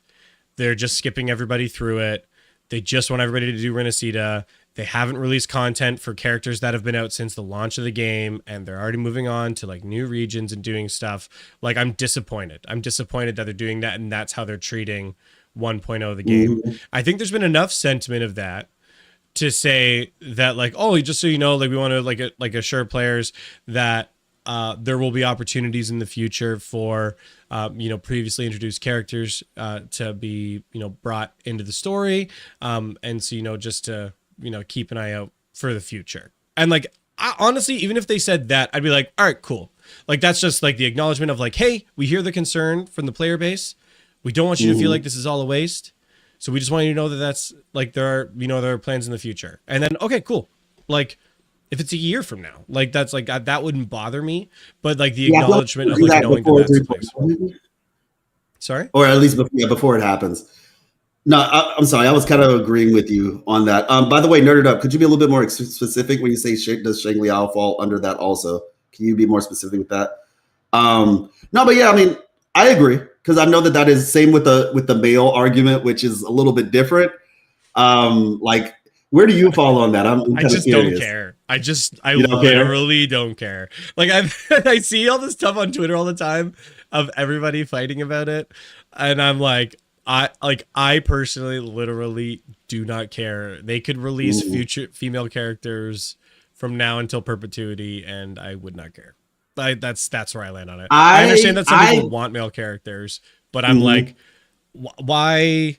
Like, I guess I see a lot of people. Yeah, let me unpack this, because this is where I'm coming from. Yeah, go for it. A lot of people are unpacking and trying to make the argument and justification that, like, there's a lot of female players who come in and play these games, so we need to do more to appease the female player base by giving them more male characters. I'm not saying that's your argument necessarily. I know, like, you also just like male characters. You like the design of male characters. I'm not prescribing that to you, but I'm saying that's a lot of the sentiment I see circulated around in the conversation as like the justification for why it should be done. I think a lot of this medium and like these games have always been kind of designed in this way that has more of a like male perspective or appreciation for how the games are being played, and that's with like a lot of these like female characters and these attractive characters that people like and they want implemented into the game. And with that being the main focus for it, like why a lot of people have like been attracted to these games, including female players as well. And they've been part of it. Like, that has not been like a deterrent to stop women from coming in and wanting to play these games. But now there's the argument being made that we need to change that now to appease those same women. It's like, well, no, like the medium's already existed in this way. It doesn't need to be altered now to accommodate them. Like, it's already open. This is just how it's been going. We don't need to necessarily transform and bend the space to be more accommodating when it's like, you're coming in our space. This is how we have been playing things and enjoy doing things. Like, we just want to keep doing it that way. Like, I have sympathy for that argument and that perspective, because I don't like it when there's like an existing like base or like community or experience of fandom or whatever it may be, and then a bunch of other people come into the fandom and go, you now need to change your fandom to accommodate us. And it's just I understand the that. fandom was already here and already established, and this is how we do things. Like if you don't like it, you can find a new one. Like I totally understand that. Like that's how I'm so jaded by like all the changes they made with like Star Wars over the years and slowly ripped it apart from what it was, because that's literally what kept happening over and over and over again. And I'm not just they put about, too like, many black people in it, honestly. Oh, jeez. There are way too many black people. I agree. I was not ready for you to say that. Oh my gosh. That caught me so to left field, man. That's a joke, by the way, everybody. No, That's I know. a joke. You can make that joke. I can't make that joke. I just want to make sure for your audience and anybody. No. I mean, I am in general. It's a nuance. That's a nuanced part. That's the Star Wars thing, and it's a little bit nuanced. But I'm just trying to use it as like a here's kind of a comparison of like when we are constantly transforming an established community fandom or like how it operates. I understand if those who are part of the community are like, hey, we don't want to change in that way. Now, I agree. Me, Mr. Nuance over here, I will also say, I also don't think it's a problem for players to voice that they want more male characters. Like I'm not team like, oh no, like get out of here, get out of our game, don't ask for male characters. I'm like, no, every player who plays the game has every right to say, hey, I would like there to be more like male playable characters because I want to play more male characters. Guess what? You play the game. That's your right to voice that concern. Great. But like in terms of like, I'm like upset at the game or offended by the game by like not doing it or not as adding them as regularly as like some people would like, then I'm like, I don't care. That's my like full position on it, I guess. True. Give me a quick second. Yeah, Chakotay Story is a sleeper one for most people because of the debuff mechanic hate. Oh, interesting. How long did he say it would be implemented if Core Republic acknowledge it? Oh, okay, well, I think you heard that. So HSR's character buff thing didn't happen, like 6 months, not any. Oh, so HSR was supposed to be buffing characters and it didn't happen? Interesting. Well, it hasn't happened yet. It is happening. Okay, it's like in the next update or two, it might be with the Fate collab, like Silver Wolf, Kafka, Blade, and maybe Jing Liu are all getting buffs, if I recall. They need to buff. I don't want to go too far on this conversation, this part of the conversation, but they need to buff Acheron because I have S2E1, and I heard even with that, she's like hardly hitting, which is insane. But just a small side. But I dropped HSR, but same here. I dropped it like after the 0.1 patch of Pinnacle. Like I hop back in from time to time. Yes, bro. I saw the writing on the wall when I saw what's her name, the Harley Quinn character. Sorry, Sparkle. shout out to your chat. If everyone thought of male characters as saving patches, the world would be a way better based. Absolutely based. Exactly. Subject. No, subject is hilarious. But the thing about it is, subject, you're full. The Sparkle character was the writing on the wall for me. When I saw her character quest, and it was like, I was like, what the heck is this? It was a giant nothing burger. And then like they show Sampo at the end, which led to nothing as well. And I feel a little bit bad because Ryuku made the video and I should have made the video. Because Ryuku made that video about like breaking down. And me and him talked on the Discord about those exact same topics, like literally word for word, bar for bar. We shared a very similar sentiment. And like I should have made that video, but point is, like the slow pacing. By the way, we talked about this. Pokemon. We talked about this on the podcast, if you recall. Like the idea of eventually having Pokemon in the game, and we finally have an Echo Battle simulator, which is great. Yeah, this is the Auto Battler, which I'm glad it's just not another TCG. I'm done with trading card games. 100% excited about that as well. Yeah, but anyway, to go to the males conversation real quick. So this is my thing. I want more male characters because I like male characters. This is point blank period. Will I play the game if they never add another male character? Never. I mean, I probably will because I enjoy the game. Like I enjoy the game, but plus I know that would never happen. They're going to put male characters. The question is how frequent. But seems like when was Brant? Like 2 characters ago was Brant, right? Was Brand 3 to 4 male characters a year is their current trajectory seems to be 3 to 4. Will that change? We'll have to find out in 3.0. Because the feedback was given in 1.4. They already had the entirety of 2.0 planned.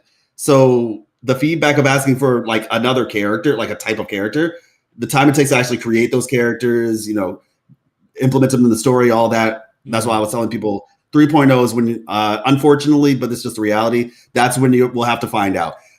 Kuro always listens. The question is, will they actually, just because they're listening doesn't mean they'll actually do something. It just means they heard you. So if they don't do it, it doesn't mean they didn't hear you. It just means that's not what they wanted to do.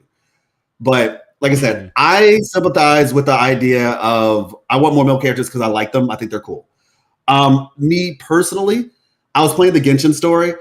I also think from a narrative perspective, not having males makes I can't take the world seriously. Now, technically, they don't have to be playable. That's pretty sexist of you, Life. I'm just gonna say. Hey, I played Genshin story. I was playing the Genshin story. You heard it here first. Life is sexist. He can't take the world seriously if there's only women. I can't. That couldn't be me. All women are queens. Oh my gosh. In the words of Ethan.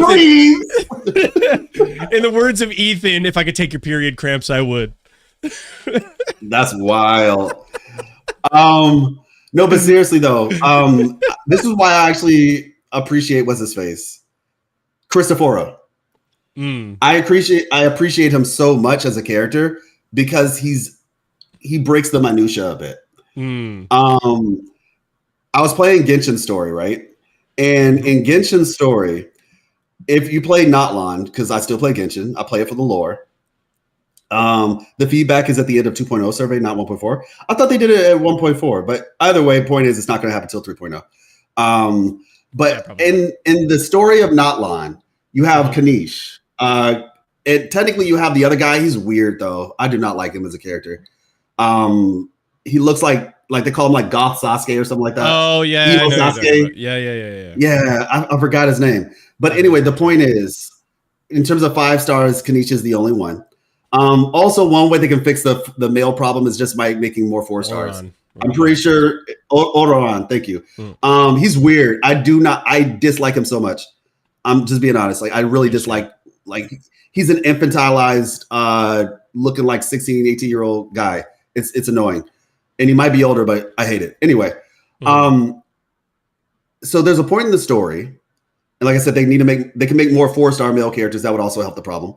The issue with weather waves. But there's a point in the story where you're basically like empathizing with the plight of the people in Notland, and they have it's right before like the big war scenario happens, and you have Seat Lolly, who is like the ice. It doesn't really matter. You can look them up if you want. But Seat Lolly, you have Shalonen, Mualani, and I think there was one other person, Kachina. You have these 4 characters with you and your traveler. And I use female traveler because Aether looks derpy to me. Anyway, the reality is when you're in that scenario, regardless of whether you use Aether or Lumine, this is basically the point in the story where they're trying to remind you of all the problems that the people are dealing with. You see like the spirits of the people who died in the past. Like they're trying to remind you, this is what you're fighting for. And they have like this little Avengers moment kind of before the big fight. And it's just all women. And it's just like, so what you're telling me is this entire nation of warriors comprised of men and women, mind you, because the NPCs had men there. There were men NPCs there. So this entire nation of warriors that comprises of both men and women.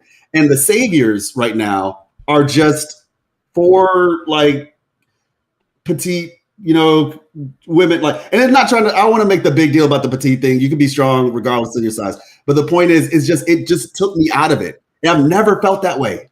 I have never felt that way in Genshin or a gacha game before, even though they're female predominant. But in that one moment is where I was like, wow, I never thought about how much this could take me out of the situation narratively. And I had in that moment. How long has it been? Oh my gosh, what? How long has it been? Since when? since you found out you were a bigot.